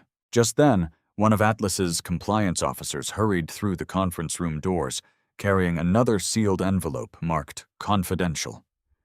He walked directly towards Margaret. "I think you should see this before the afternoon session begins." Margaret opened the envelope, scanned the first page, and her composed expression grew noticeably more serious. She turned slowly toward Ryan. "This," she said quietly, "may require federal investigators." The room did not immediately return to order after the recess. Attorneys gathered in small circles. Bank representatives quietly compared notes. Compliance officers moved between conference rooms carrying sealed folders instead of laptops following Atlas's policy for sensitive transactions. Ryan stood near the floor-to-ceiling windows overlooking downtown Columbus. He held a cup of black coffee that had already gone cold. He wasn't thinking about Preston. He wasn't thinking about Riley. He was thinking about process. Margaret Sullivan approached without interrupting his thoughts. "The compliance team found additional documentation." Ryan turned slightly. "Verified?" "They're working through the chain of custody now." "Good. She waited. You don't want to know what it is? I'll know when it's verified? Margaret smiled faintly. That answer was exactly what she expected. 7 years earlier, Ryan would have demanded immediate answers. Years of building Atlas had taught him something different. Information arrived in stages. Truth deserved patience. Speculation created mistakes. Across the executive floor, Preston sat alone inside a smaller conference room reserved for legal counsel. David Monroe spread financial statements across the table. Neither man spoke for nearly a minute. Finally, Preston broke the silence. Tell me the truth. David looked up. I always do. How serious is this? David removed his glasses. The occupancy issue can probably be explained. The reserve account? We'll need supporting documentation. The lease projections, David exhaled slowly. Those concern me more. Preston leaned back. We've done nothing illegal. David chose his next words carefully. I didn't say otherwise. Then what's the problem? The bank isn't asking whether something is criminal. He tapped the reports.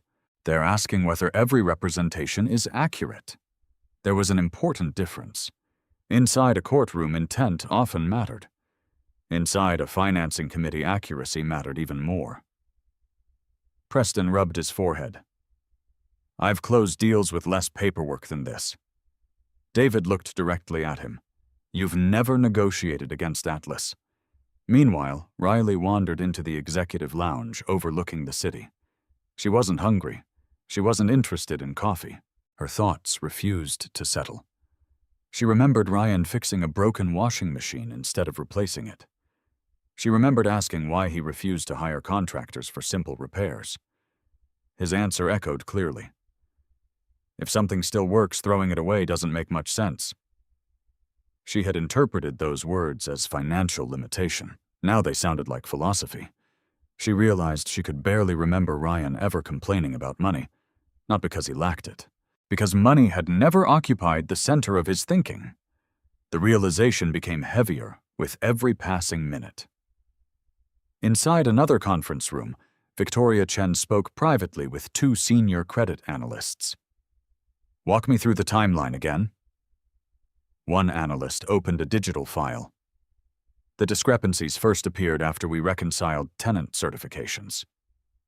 The supporting documents, they're authentic.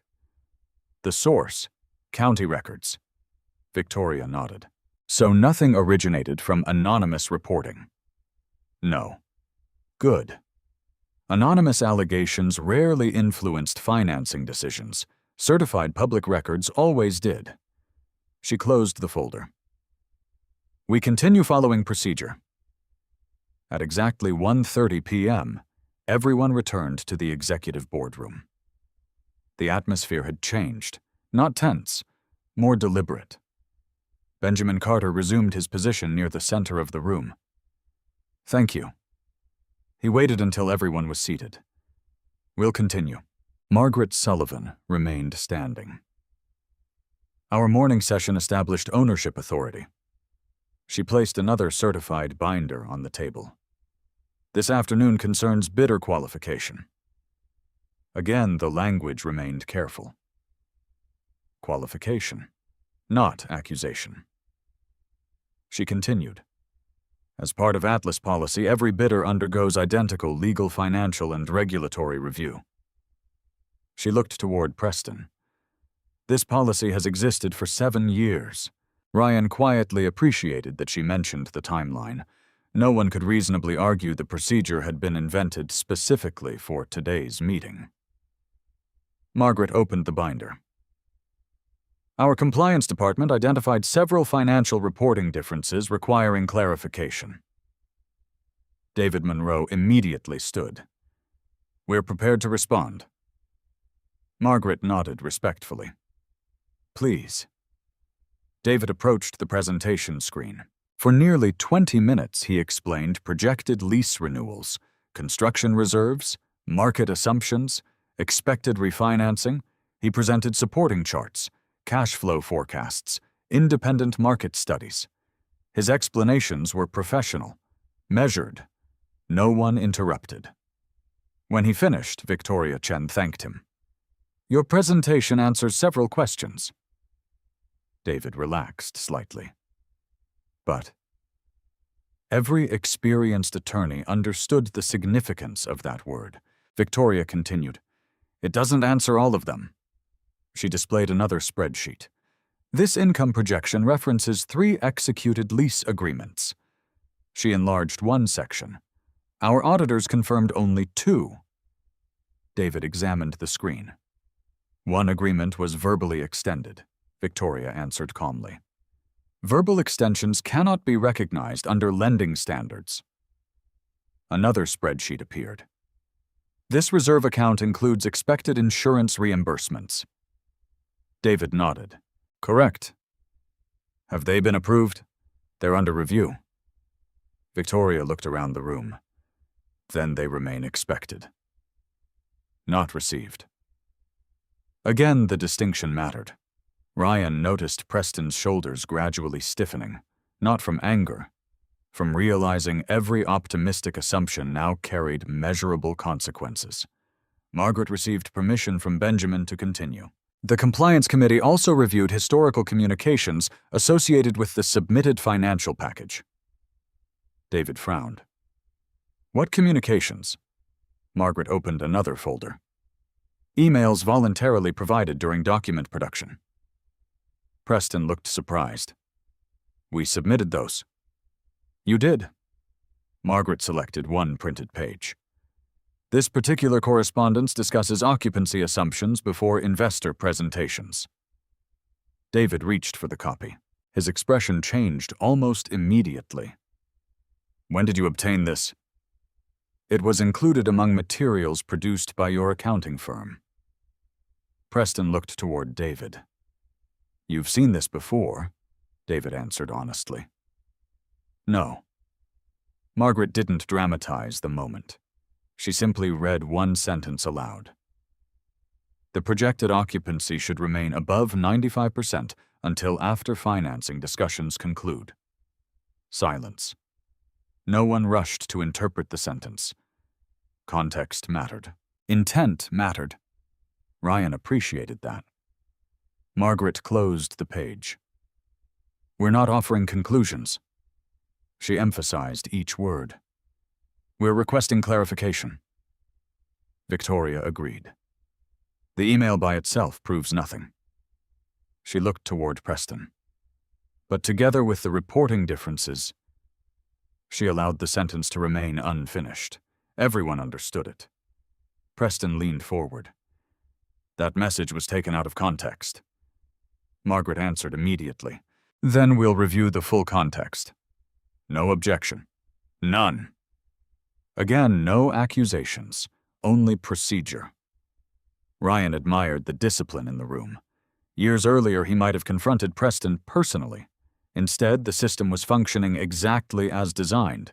Independent review, professional skepticism, equal treatment, nothing more, nothing less. Suddenly, the conference room doors opened. An Atlas compliance officer entered carrying another sealed folder. He walked directly to Margaret Sullivan. She read the first page, then the second. Her eyes narrowed almost imperceptibly. Benjamin noticed. "What is it?" Margaret looked toward Victoria. "It concerns federal reporting." Victoria immediately stood. "Confirmed." Margaret nodded once. "Confirmed through 2 independent sources." The room became completely still. David Monroe slowly removed his glasses again. "What federal reporting?" Margaret looked toward Ryan before answering. Ryan simply nodded. "Proceed." She opened the folder. "Our review identified discrepancies involving financial certifications submitted to multiple lending institutions." Preston spoke immediately. "That's impossible." Margaret remained calm. "The documents originate from the institutions themselves." David closed his eyes briefly. He understood what that meant. This had moved beyond ordinary negotiation. If financial certifications differed materially between lenders, Regulators would almost certainly request explanations. Victoria quietly gathered her files. I'm obligated to notify our Federal Compliance Division. No one argued. No one protested. It wasn't personal. It was policy. Ryan folded his hands. For several seconds, he said nothing. Then he looked directly at Preston. His voice remained as calm as it had been that morning. Mr. Whitaker. Preston met his eyes. I hope every document ultimately supports your explanation. The sentence surprised everyone. There was no triumph, no sarcasm, no humiliation, only sincerity. Because Ryan genuinely believed innocent people should be protected by evidence, and guilty people should be judged by the same evidence, nothing else. Outside, distant thunder rolled across Columbus. Inside the boardroom, federal compliance procedures had already begun, and for the first time since entering Atlas headquarters, Preston realized the negotiation itself was no longer the most important event unfolding that day. Rain began falling just as the first calls were placed to federal compliance officers. The drops traced slow lines across the glass walls of the executive boardroom, softening the skyline beyond. Inside, however, nothing softened. Every conversation became more deliberate. Every sentence was chosen carefully. Victoria Chen closed her laptop and addressed everyone present. At this point, First National Capital is formally suspending final financing approval. Preston looked directly at her. Suspending. Pending regulatory review. For how long? As long as necessary. Those 4 words landed harder than any accusation. A suspension did not declare guilt. It simply stopped momentum. And momentum had always been Preston Whitaker's greatest advantage. He built projects quickly, raised capital quickly, negotiated quickly. Today, everything had slowed to the speed of documentation. David Monroe leaned toward his client. We expected this possibility. Preston nodded once, though his expression suggested otherwise. Across the table, Ryan remained silent. Benjamin Carter quietly organized the remaining files, while Margaret Sullivan cataloged every certified exhibit presented during the meeting. Nothing would leave the room without a documented record.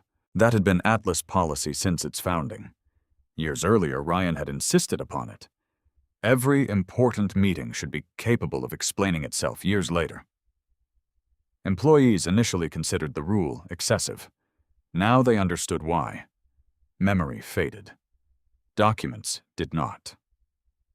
Benjamin looked around the room. As today's acquisition process cannot continue until financing eligibility is restored, Atlas will postpone final bid evaluations. No one objected. There was little point. Without financing, there could be no acquisition. Preston slowly gathered his papers. So that's it, Benjamin answered professionally. For today. And Riverside. It remains under Atlas ownership. The reminder was subtle but unmistakable. Nothing had changed. The property had never been Preston's. He had only hoped to buy it. Now even that possibility had become uncertain. The meeting officially adjourned. Executives began leaving in small groups. Attorneys exchanged business cards. Bank representatives quietly scheduled follow-up reviews. Within minutes, the boardroom that had held so much tension became almost empty. Only Ryan remained seated. He watched maintenance staff collecting untouched water glasses. A young employee accidentally dropped a folder. Ryan immediately stood and helped gather the scattered papers. "Thank you, sir," the employee said instinctively. Ryan smiled. "No problem." The employee hurried away without realizing the man helping him owned the company. Ryan preferred it that way. Margaret approached. "You didn't have to do that."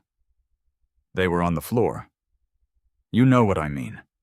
Ryan looked toward the empty chairs surrounding the conference table.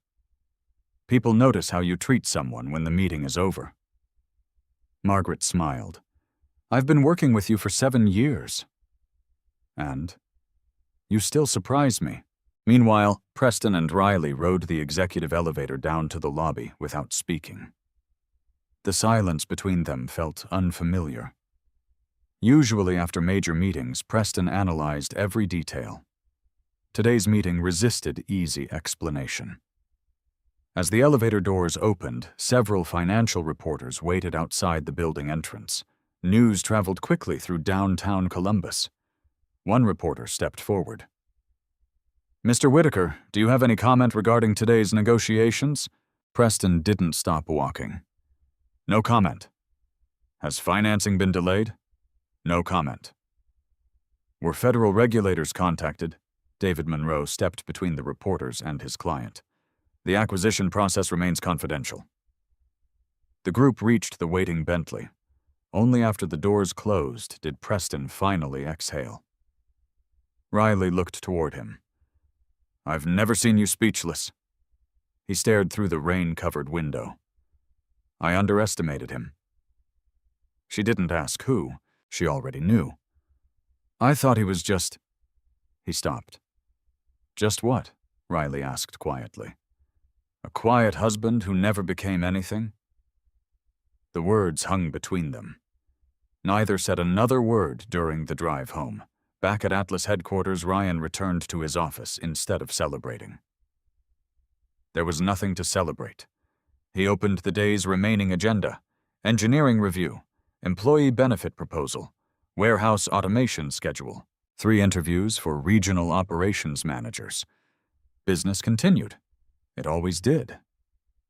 Benjamin entered, carrying another stack of folders. "I canceled your afternoon?" Ryan looked up. "Why?" "I assumed you'd want time." "For what?" Benjamin almost laughed. "The most unusual meeting we've ever had." Ryan leaned back. "We still have employees waiting for decisions." Benjamin shook his head. "Sometimes I wonder if you're actually human." Ryan smiled faintly. "I've asked myself the same question after some board meetings." Benjamin sat across from him. "For what it's worth." Ryan waited. "You handled Riley better than most people could have." Ryan looked out the window. "I wasn't there to handle Riley." "I know. I was there to conduct business." Benjamin nodded slowly. "And that's exactly why everyone trusts you." Late that afternoon, Victoria Chen called Ryan directly. "I wanted you to hear this from me." "I'm listening." "Our compliance division officially notified federal banking regulators." Ryan wasn't surprised. "Expected." "They'll probably request additional records?" "They should." Victoria paused. "You really don't seem interested in winning." Ryan considered the observation. "I've already won if the process is fair." She smiled on the other end of the call. "That's an unusual answer." "It's an honest one." After ending the call, Ryan left the executive office and drove to Mid-Ohio Freight Solutions. Carl Henderson was standing outside the warehouse watching employees unload a delayed shipment. "You actually came in?" Ryan looked confused. "I work here." Carl laughed. "I meant after your meeting." Ryan froze for half a second. "What meeting?" Carl grinned. "My brother works downtown." "He said some huge real estate deal made the business news." Ryan simply shrugged. "I heard something about that." Carl pointed toward a trailer waiting at Dock 4. "Well, while billionaires fight over buildings," he smiled, "we've got 2 late deliveries." Ryan picked up a clipboard. "Let's fix the deliveries first." For the next 2 hours, he helped reorganize loading schedules. He directed forklift traffic. He climbed into trailers to inspect damaged pallets. By sunset, every delayed shipment had left the yard. None of the drivers knew the man adjusting freight schedules had spent the morning sitting at the head of one of the most important corporate negotiations in the state. That evening, local television stations finally aired their first reports. The headlines remained cautious. Major industrial acquisition delayed. Financing review continues. Confidential ownership structure revealed. No names of regulators appeared. No allegations were announced. only facts already confirmed. Preston watched the reports from the living room of his penthouse. The television volume remained low. Riley sat several feet away. Neither commented. Across town, Ryan didn't watch the news at all. Instead, he sat on his back porch with a notebook balanced on one knee. He reviewed employee scholarship applications for Atlas's annual technical education program. One essay described a mechanic hoping to become an industrial engineer. Another came from the daughter of a warehouse supervisor. Ryan smiled as he read. These were the investments he cared about most. His phone vibrated. Margaret Sullivan. They've scheduled the first regulatory interviews. When? Monday morning. Ryan closed the notebook. And Mr. Whitaker. Margaret looked down at the schedule in front of her. He'll be interviewed first? Ryan quietly looked out into the darkness beyond his backyard. The acquisition had stopped being the central story. Now the truth itself was moving forward. And unlike negotiations, truth could not be delayed forever. Monday morning arrived without headlines. No television crews gathered outside federal offices. No dramatic leaks appeared online. Regulatory investigations rarely unfolded the way people imagined. They advanced through calendars, records, interviews, timelines. Ryan appreciated that. The truth deserved patience.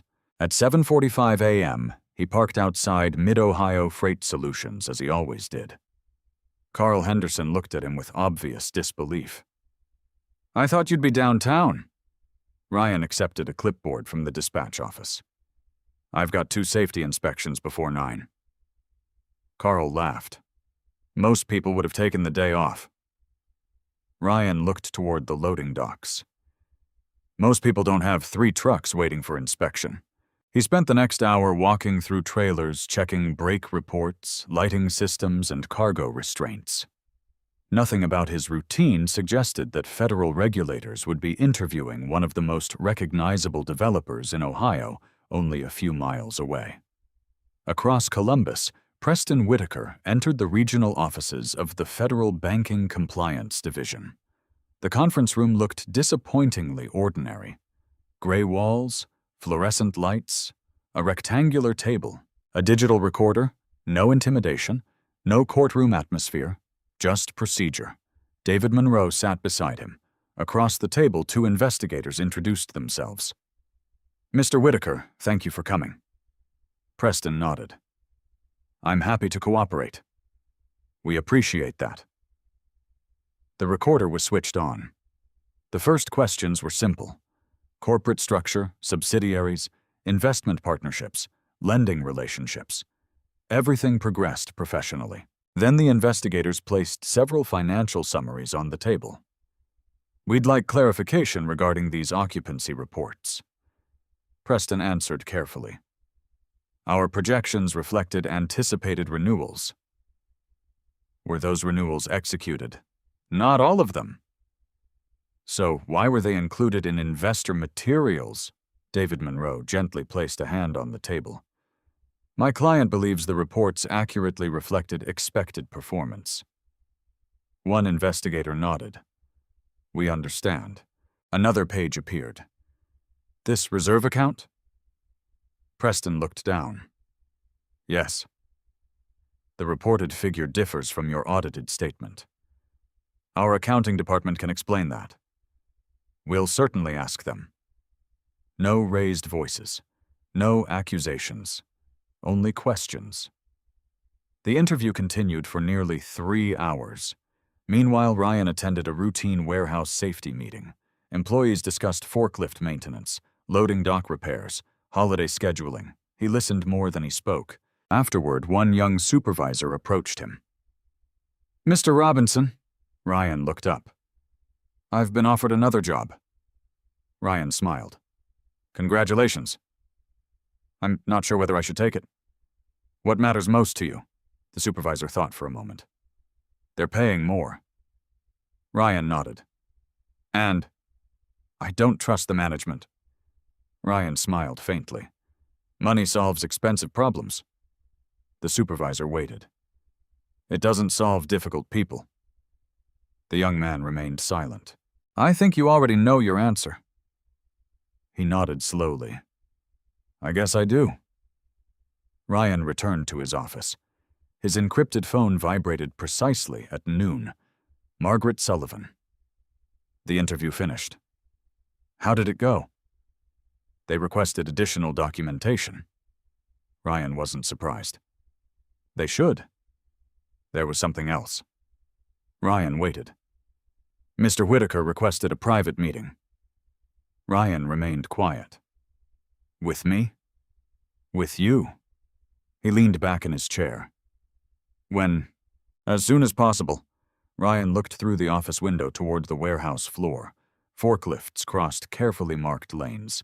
Drivers completed inspection checklists. Business continued exactly as it had the previous Friday. What does he want? Margaret answered honestly. He didn't say. Ryan considered the request for several moments. He remembered the outline he had quietly followed throughout his career. Never negotiate while angry. Never refuse a conversation simply because it's uncomfortable. Never confuse listening with agreeing. Schedule it. You'll meet him? Yes. When? This afternoon. Margaret paused. I'll arrange it. The meeting took place inside a smaller conference room at Atlas headquarters, rather than the executive boardroom. No bankers, no investors, no reporters. Only Ryan, Preston, David Monroe, Margaret Sullivan. A pot of untouched coffee rested in the center of the table. Ryan entered first. He removed his jacket and folded it neatly across the back of his chair. A few moments later, Preston walked in. He looked noticeably different, not defeated, simply tired. The confidence that had once filled every room had become quieter. They shook hands. Thank you for agreeing to meet. Ryan nodded. You asked. Everyone took their seats. For nearly half a minute, nobody spoke. Finally, Preston broke the silence. I owe you something. Ryan remained attentive. An apology. Margaret glanced briefly toward Ryan. He gave no visible reaction. Preston continued. I judged you. Ryan said nothing. I assumed a man driving an old pickup truck and managing warehouse operations couldn't possibly. He stopped himself. Ryan finished the sentence gently. Be worth listening to. Preston lowered his eyes. Something like that. Silence returned. Then Ryan spoke calmly. You weren't the first. And probably not the last. Ryan almost smiled.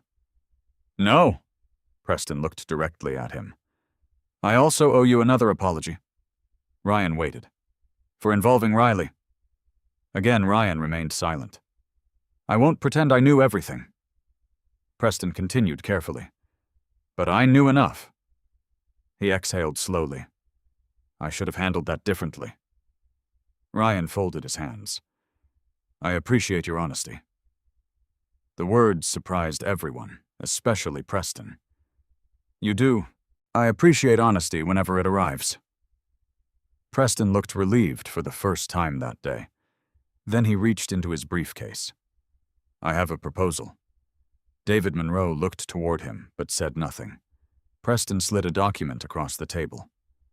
A partnership. Ryan didn't touch it. You haven't read it. I don't need to. Preston frowned. Why? Ryan answered quietly. Because you're offering it for the wrong reason. The room became still. You think I'm trying to save the acquisition? I think you're trying to repair what can't be repaired through paperwork. Preston looked at the document.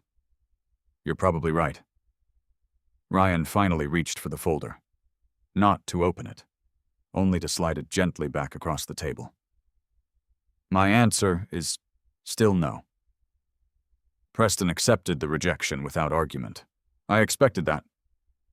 Ryan leaned forward slightly. This isn't about punishment. No. No. He spoke with complete sincerity. Atlas chooses long-term partners long before acquisitions begin. You never considered me. I considered your company. And It wasn't ready.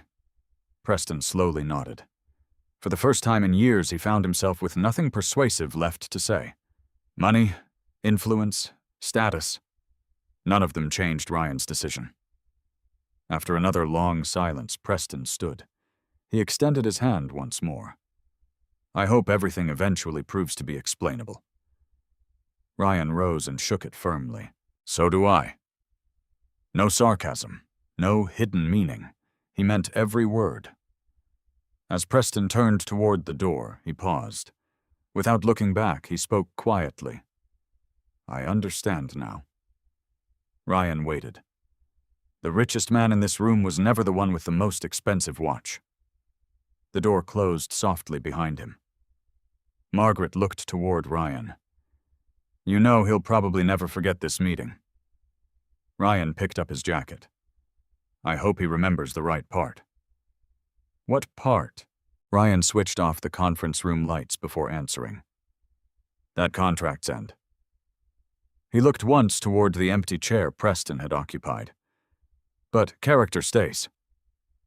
The house looked smaller than Riley remembered, not because anything had changed, because she had. She parked across the street just after sunset and remained inside her car for several minutes. The porch light was on. The maple tree Ryan had planted during their second year of marriage had grown enough to cast long shadows across the front yard. The flower beds were still neat. The fence Ryan had repaired weeks earlier still looked new. Nothing about the property suggested the life inside had ever fallen apart. She finally stepped out of the car. Each step toward the front door felt strangely familiar. She had walked this path thousands of times, carrying groceries, laughing after dinner with friends, decorating for Christmas, rushing to work on Monday mornings. Now she felt like a visitor. She rang the bell. A few moments later, the door opened. Ryan stood exactly as she remembered him. Simple blue button-down shirt, dark jeans, sleeves rolled to his forearms. No security staff, no assistants, no symbols of extraordinary wealth, only Ryan. He looked mildly surprised. Good evening. Hi. For a brief moment, neither of them spoke. Then Ryan stepped aside. Come in. She entered slowly. The living room looked almost identical. The same bookshelf.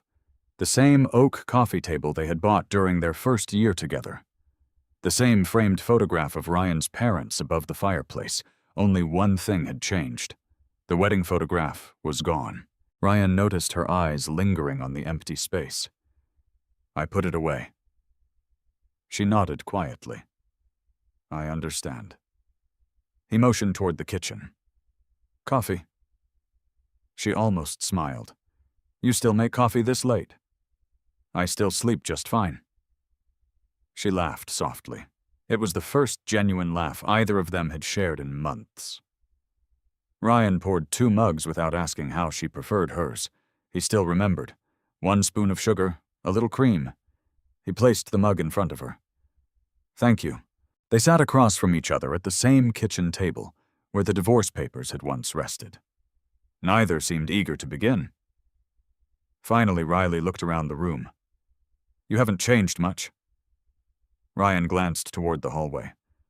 I don't think I needed to. She lowered her eyes. No. You probably didn't. Silence settled again. This time it wasn't uncomfortable, only honest. Riley took a slow breath. I've replayed a lot of conversations recently. Ryan listened. I kept thinking about all the things I thought I understood.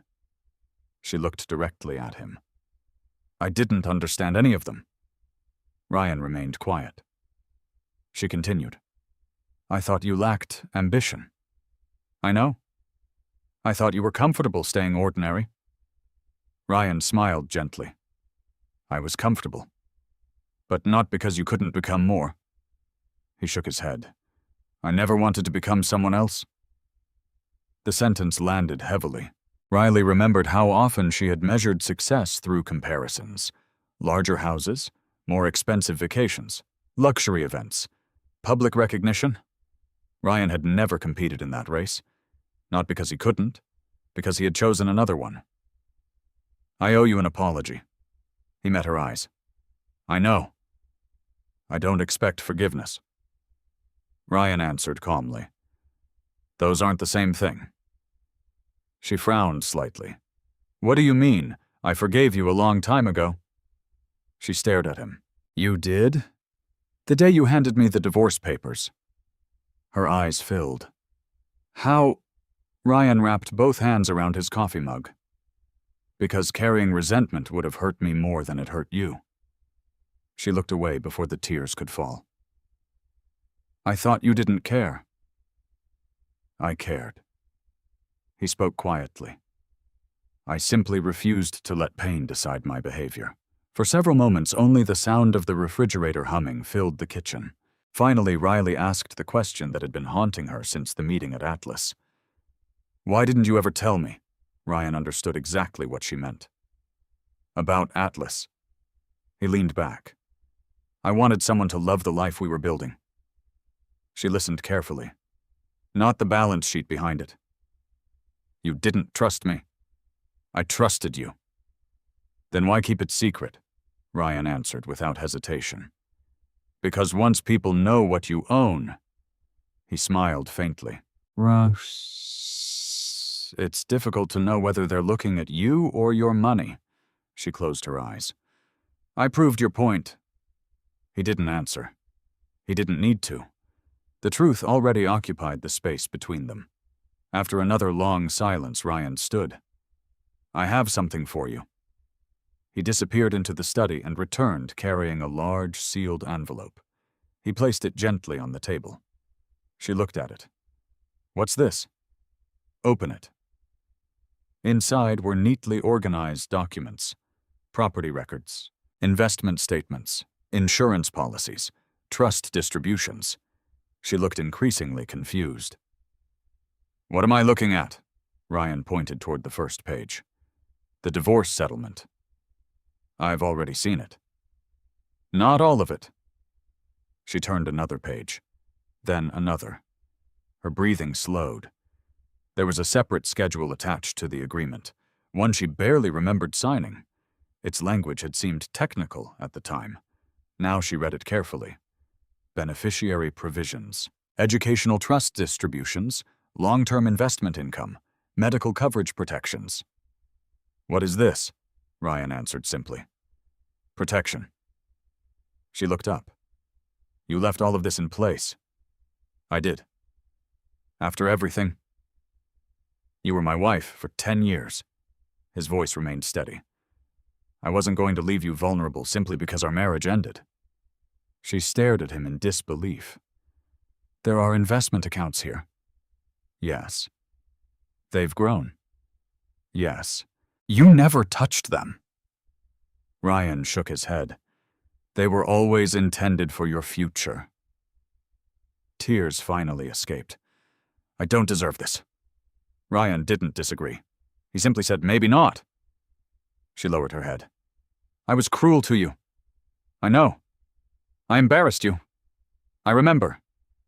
I left you for another man. You did. She wiped her eyes. And you still protected me. Ryan looked out the kitchen window toward the backyard. I made that decision before I knew what the future would look like. He turned back toward her. I didn't want the worst day of my life to become the reason I made the worst decision of my life. The words broke something inside her. She covered her face with both hands. I don't know how to live with what I did. Ryan waited until she looked up again. You don't. She frowned. You learn from it. Another long silence followed. This one carried something different. Not reconciliation. Acceptance. Eventually, Riley stood. She carefully placed every document back into the envelope. I won't ask for another chance. Ryan nodded. Thank you. I don't think I deserve one. He offered a small, sincere smile. That's probably the first thing we've agreed on in a while. She managed a quiet laugh through her tears. As she reached the front door, she paused. There was one thing I never understood. Ryan looked at her. "Why did you keep driving that old truck?" He smiled in exactly the same way he always had. "Because every morning it reminded me that I never wanted my possessions to decide who I was." She nodded slowly. This time she understood completely. After she left, Ryan remained standing in the quiet hallway. He didn't feel victorious. He didn't feel vindicated. He simply felt lighter.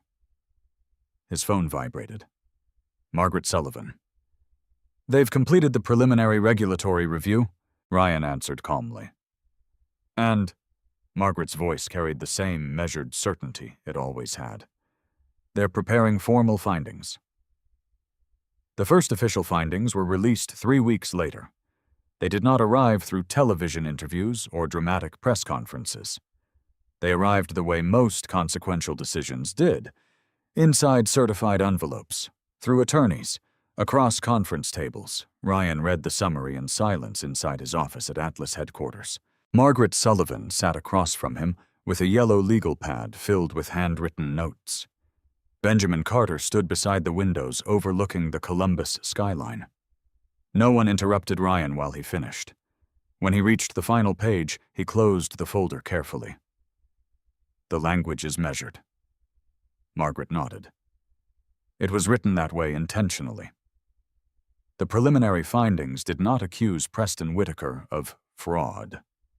They did not declare criminal conduct. Instead, they concluded that multiple financial representations submitted during lending negotiations required significant correction and additional regulatory review before any federally regulated institution could proceed with financing. The wording mattered, because the system Ryan respected did not rush to conclusions. It demanded evidence first. Victoria Chen joined the meeting a few minutes later. "Our credit committee has reached its decision." Ryan looked toward her. The application declined." Benjamin asked quietly. "Unanimous?" Victoria nodded. "Unanimous." She placed a thin folder on the table. "The committee concluded that material inconsistencies prevented us from establishing the level of certainty required for a transaction of this size." Again, not punishment, not emotion, only standards. Ryan appreciated the distinction. Benjamin leaned back. "So Riverside remains ours." "For now," Ryan answered. Victoria smiled. "I suspect it will remain yours considerably longer."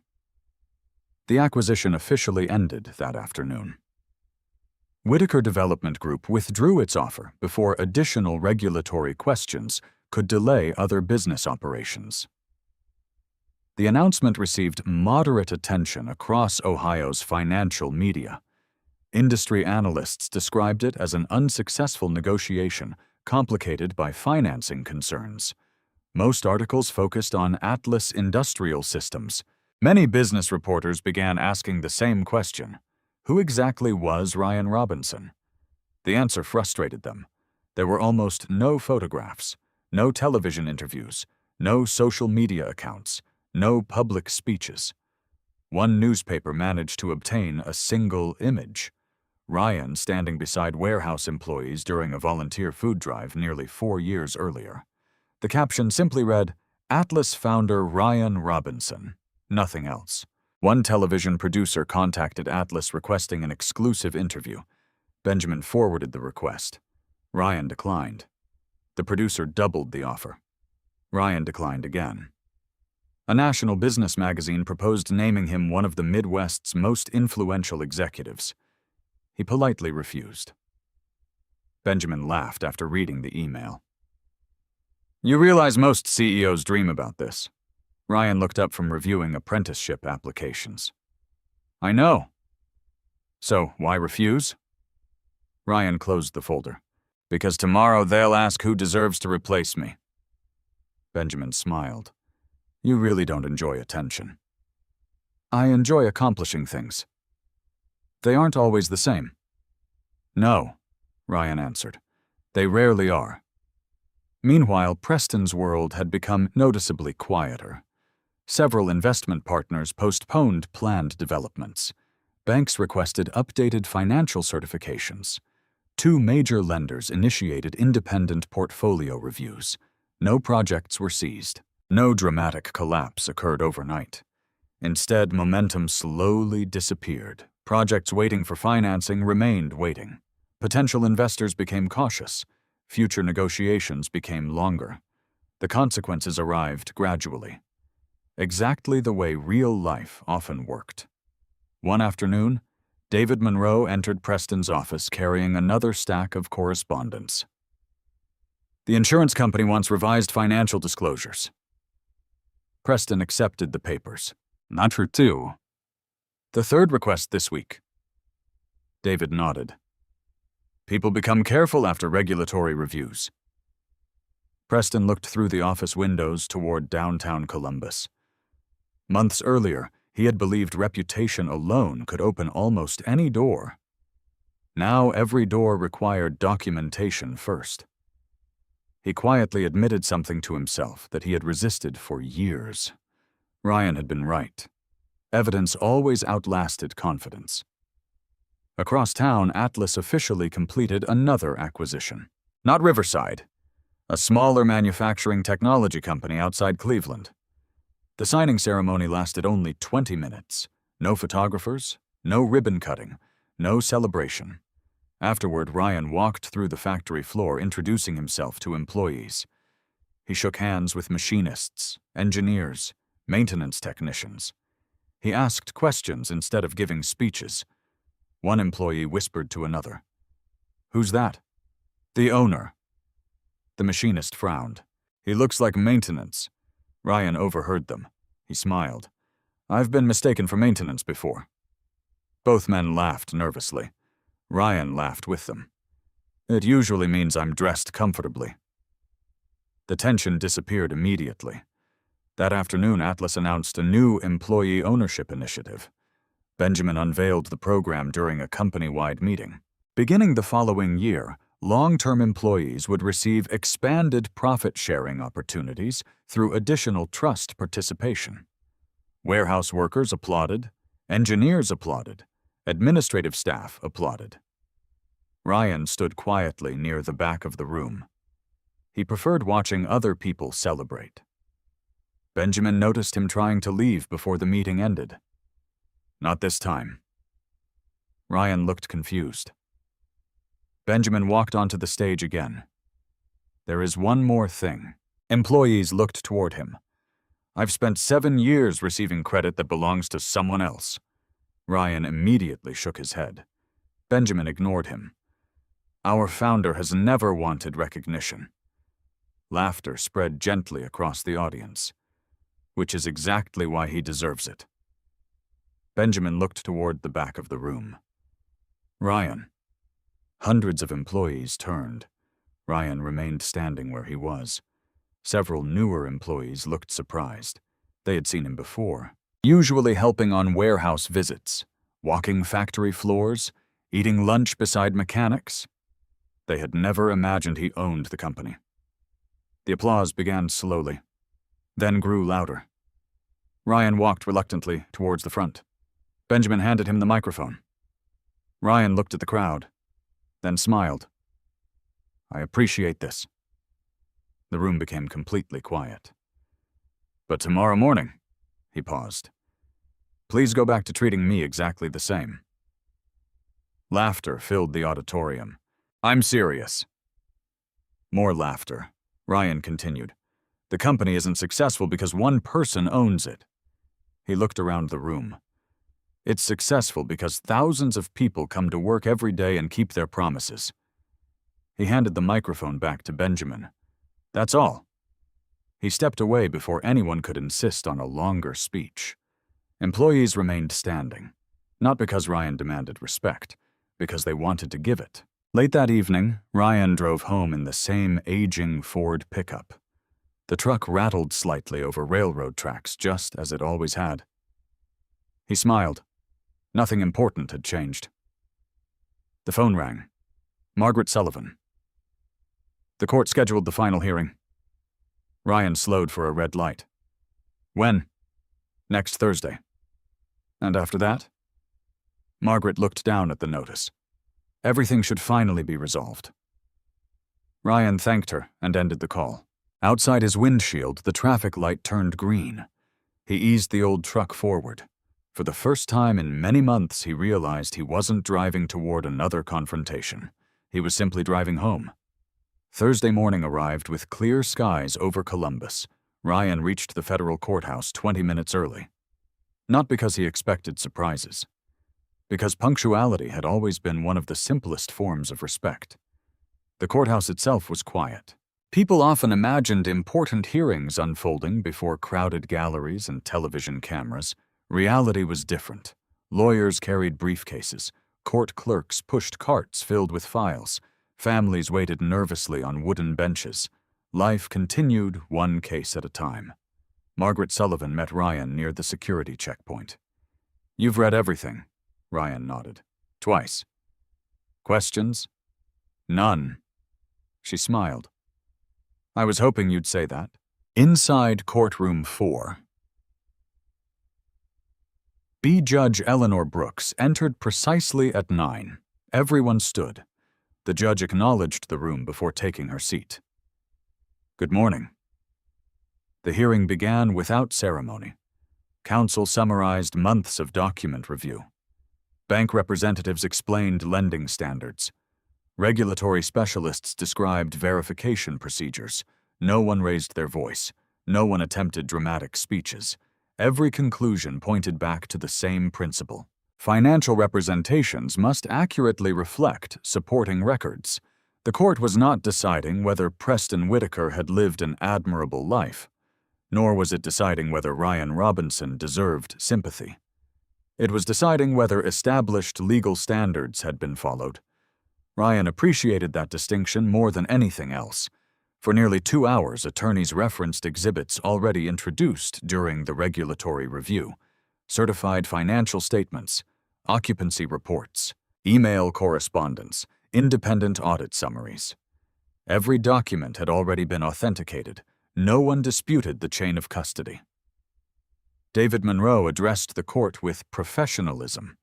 He acknowledged the inconsistencies. He argued that several reflected optimistic business assumptions rather than intentional deception. The judge listened carefully. She interrupted only to clarify dates or references. When David finished, Margaret Sullivan stood. She never mentioned Riley. She never mentioned the divorce. She never attempted to portray Ryan as a victim. Instead, she focused exclusively on documented facts. "The integrity of commercial lending depends upon accurate disclosures." She paused. "Nothing more. Nothing less." Judge Brooks reviewed her notes before speaking. "The court recognizes that commercial forecasting necessarily involves future expectations." She looked toward both legal teams. However, expectations must remain distinguishable from established facts. The courtroom remained completely silent. "The evidence demonstrates that several submitted financial representations failed to maintain that distinction with sufficient clarity." She continued reading from the written opinion. Additional reporting requirements would be imposed.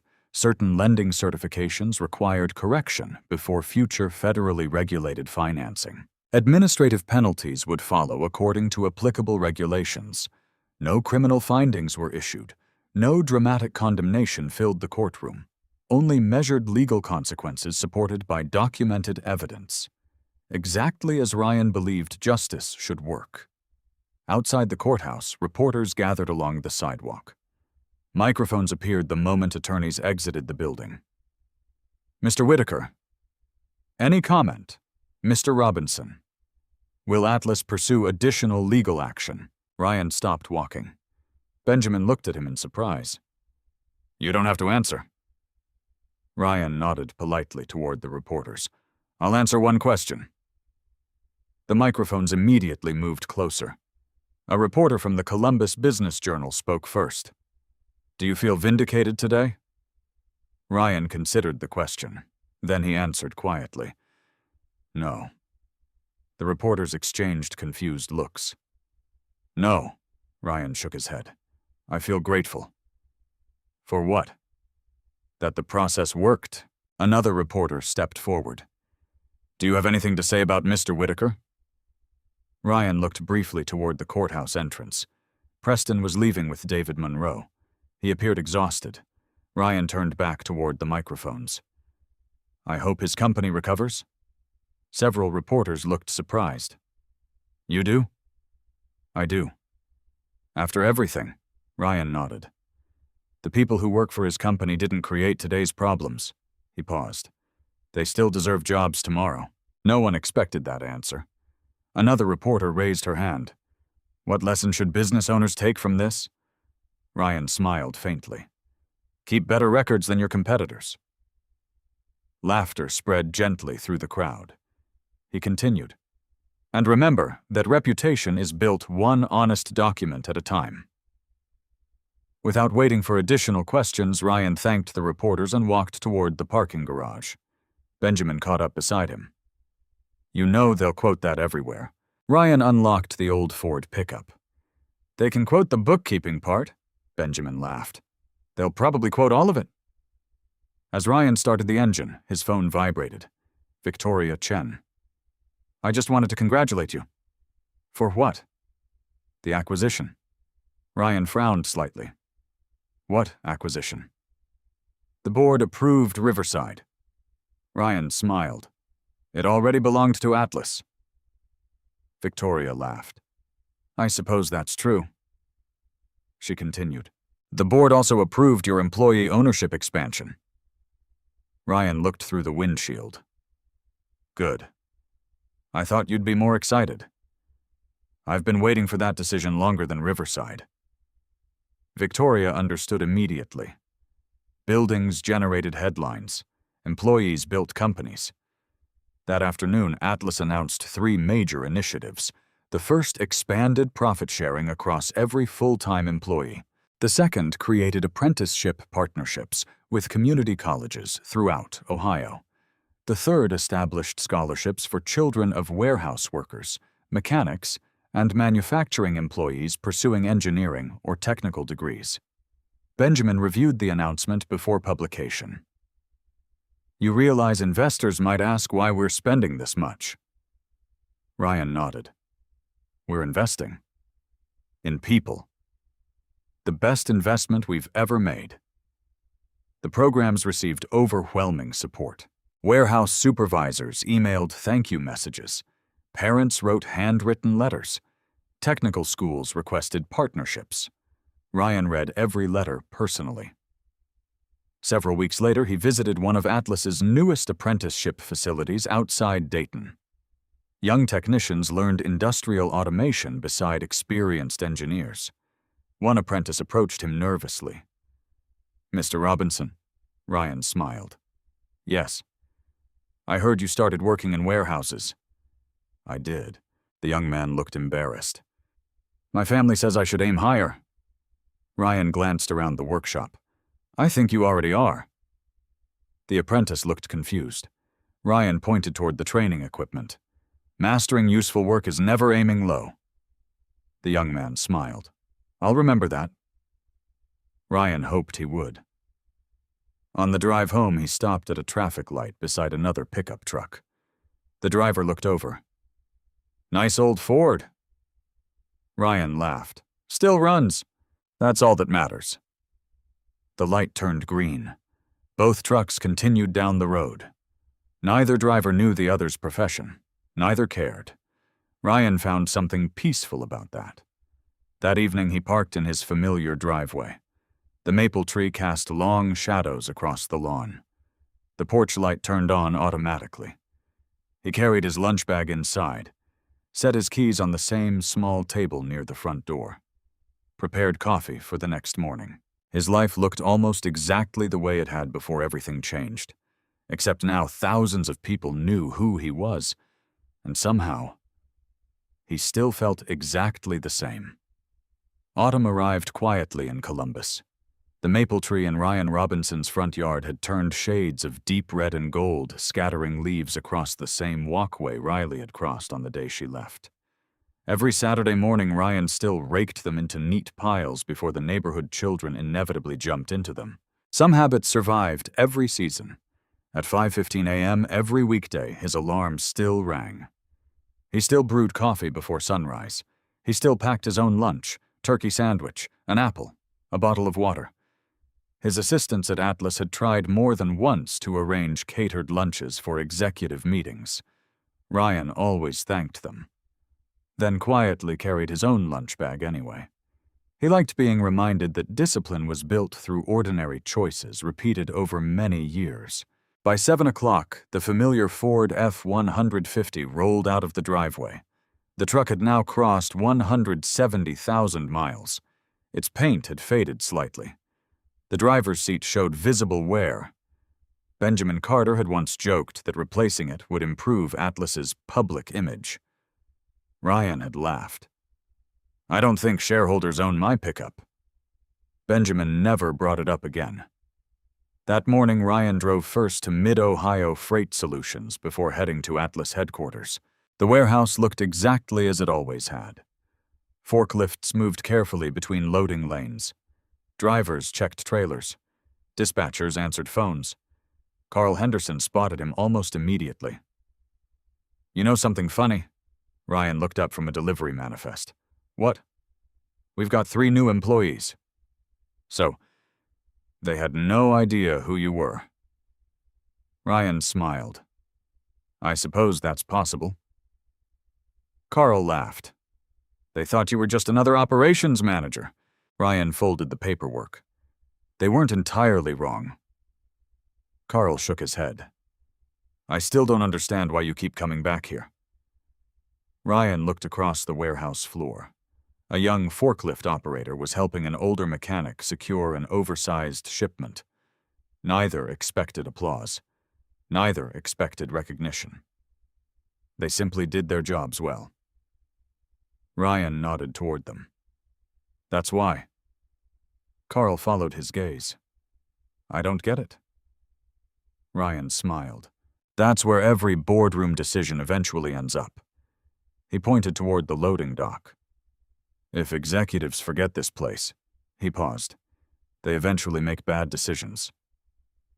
Carl looked around the warehouse with new appreciation. "I never thought of it that way." Ryan placed the manifest back on the clipboard. "Most people don't." By mid-morning, Ryan arrived at Atlas headquarters. Employees greeted him naturally, not with exaggerated respect, not with nervousness. Exactly the way he had asked them to. An engineer stopped him in the hallway. "The robotics prototype is ready."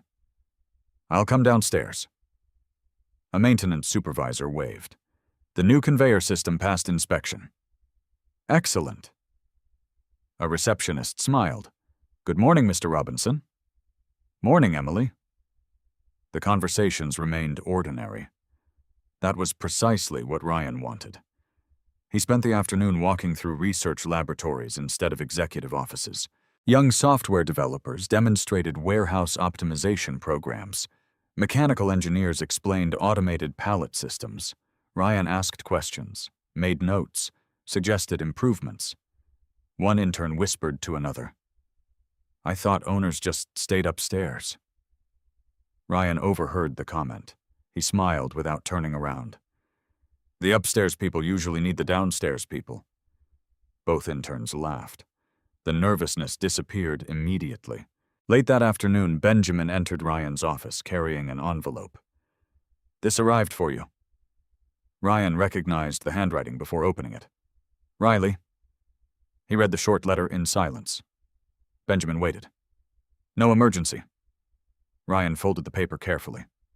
"No." "What did she say?" Ryan looked out the window before answering. "She thanked me." Benjamin nodded. "And she accepted a position with a nonprofit workforce development organization." Benjamin smiled. "That sounds different." "It is." Ryan placed the letter inside his desk drawer. "She wrote that she's finally measuring success differently." Benjamin remained quiet for a moment. "Does that make you happy?" Ryan considered the question. "It gives me peace." Benjamin understood. Peace had always mattered more to Ryan than victory. Several weeks later, Atlas hosted its annual Employee Appreciation Day. Families toured manufacturing facilities. Children climbed into forklifts parked safely for demonstrations. Engineers explained robotics projects. Warehouse employees proudly introduced spouses and parents to coworkers. Ryan spent most of the afternoon serving hamburgers beside the maintenance department. An employee's 8-year-old son tugged gently on his sleeve. "Are you really the boss?" Ryan looked down and smiled. "I help." The boy frowned. "My dad says you own everything." Ryan laughed softly. "I definitely don't own everything." "What do you own?" Ryan looked around the crowded picnic, then answered honestly. "A responsibility." The child seemed confused. Ryan pointed toward the hundreds of employees enjoying lunch together. "My job is making sure these families still have work tomorrow." The boy thought for a moment. "That sounds like a lot." Ryan nodded. "It is. But it's worth it." Nearby, Benjamin watched the conversation without interrupting. Later, he walked over. "You just explained leadership better than most business schools." Ryan shrugged. "I answered a question." "Exactly." As evening approached, families gradually left the campus. Children waved goodbye. Employees thanked volunteers. Maintenance crews began folding tables. Ryan quietly helped stack chairs until one supervisor protested. "You don't have to do that." Ryan lifted another chair anyway. "I know." Benjamin laughed from across the room. "I've stopped trying to convince him." The supervisor smiled. "I guess some people never change." Benjamin looked toward Ryan. "I hope not." A month later, Atlas released its annual report. Revenue had reached another record. Employee retention stood among the highest in the industry. Safety performance had improved. Scholarship programs had expanded. The final page contained no photograph of Ryan, only a short statement. "Our greatest assets remain the people who keep their promises every day." Benjamin had asked whether Ryan wanted a message from the founder included. Ryan declined. The company didn't need another speech. It already had its direction. One crisp October evening, Ryan drove home along the same road he had traveled thousands of times before. The old Ford pickup hummed steadily beneath him. Traffic flowed peacefully through the suburbs. He stopped at a neighborhood grocery store to buy milk and bread. No one stared. No one asked for photographs. An elderly cashier smiled as she handed him the receipt. "Have a nice evening." "You too." She had no idea who he was. Ryan preferred it that way. As he pulled into his driveway, the porch light came on automatically. The maple leaves rustled in the cool evening breeze. He picked up his worn leather briefcase, the same one Riley had once given him years ago. It still carried faint scratches from countless warehouse floors and executive boardrooms alike. He unlocked the front door. The house was quiet. Not lonely. Peaceful. He set tomorrow's lunch container inside the refrigerator, prepared the coffee maker, hung his suit jacket neatly beside the door. Then he looked briefly through the kitchen window toward the backyard. The life he had built wasn't defined by the company he owned, or the wealth he possessed, or the respect others finally offered him. It was defined by something much simpler. He had never allowed success to change the man he chose to be before success arrived. Outside, another leaf drifted silently from the maple tree onto the front walkway. Tomorrow morning, Ryan would probably rake it away before sunrise, just as he always had. Some people spent their lives chasing the appearance of importance. Ryan Robinson had quietly spent his building something far more valuable. A life that never required anyone else's approval. Sometimes the strongest people are the ones who never feel the need to prove how strong they are. Ryan never won because he had more money or because he found the perfect moment for revenge. He won because he stayed patient when others rushed, because he respected facts more than emotions, and because he trusted that truth could stand on its own. Quiet confidence often goes unnoticed until the day it becomes impossible to ignore. In everyday life, it's easy to judge people by their job titles, cars, clothes, or the attention they receive. But appearances rarely tell the whole story. Character is revealed through consistency, integrity, and the choices people make when no one is watching. Real success isn't about looking important. It's about becoming someone whose actions continue to earn respect long after first impressions fade. If this story made you think of a time when you underestimated someone, or when someone underestimated you, I would genuinely love to hear about it. Share your experience in the comments and let others learn from your story as well. And if you enjoy stories about quiet strength, patience, and justice that unfolds through truth rather than revenge, be sure to subscribe. Tomorrow's story explores another unforgettable journey where appearances hide a far deeper reality.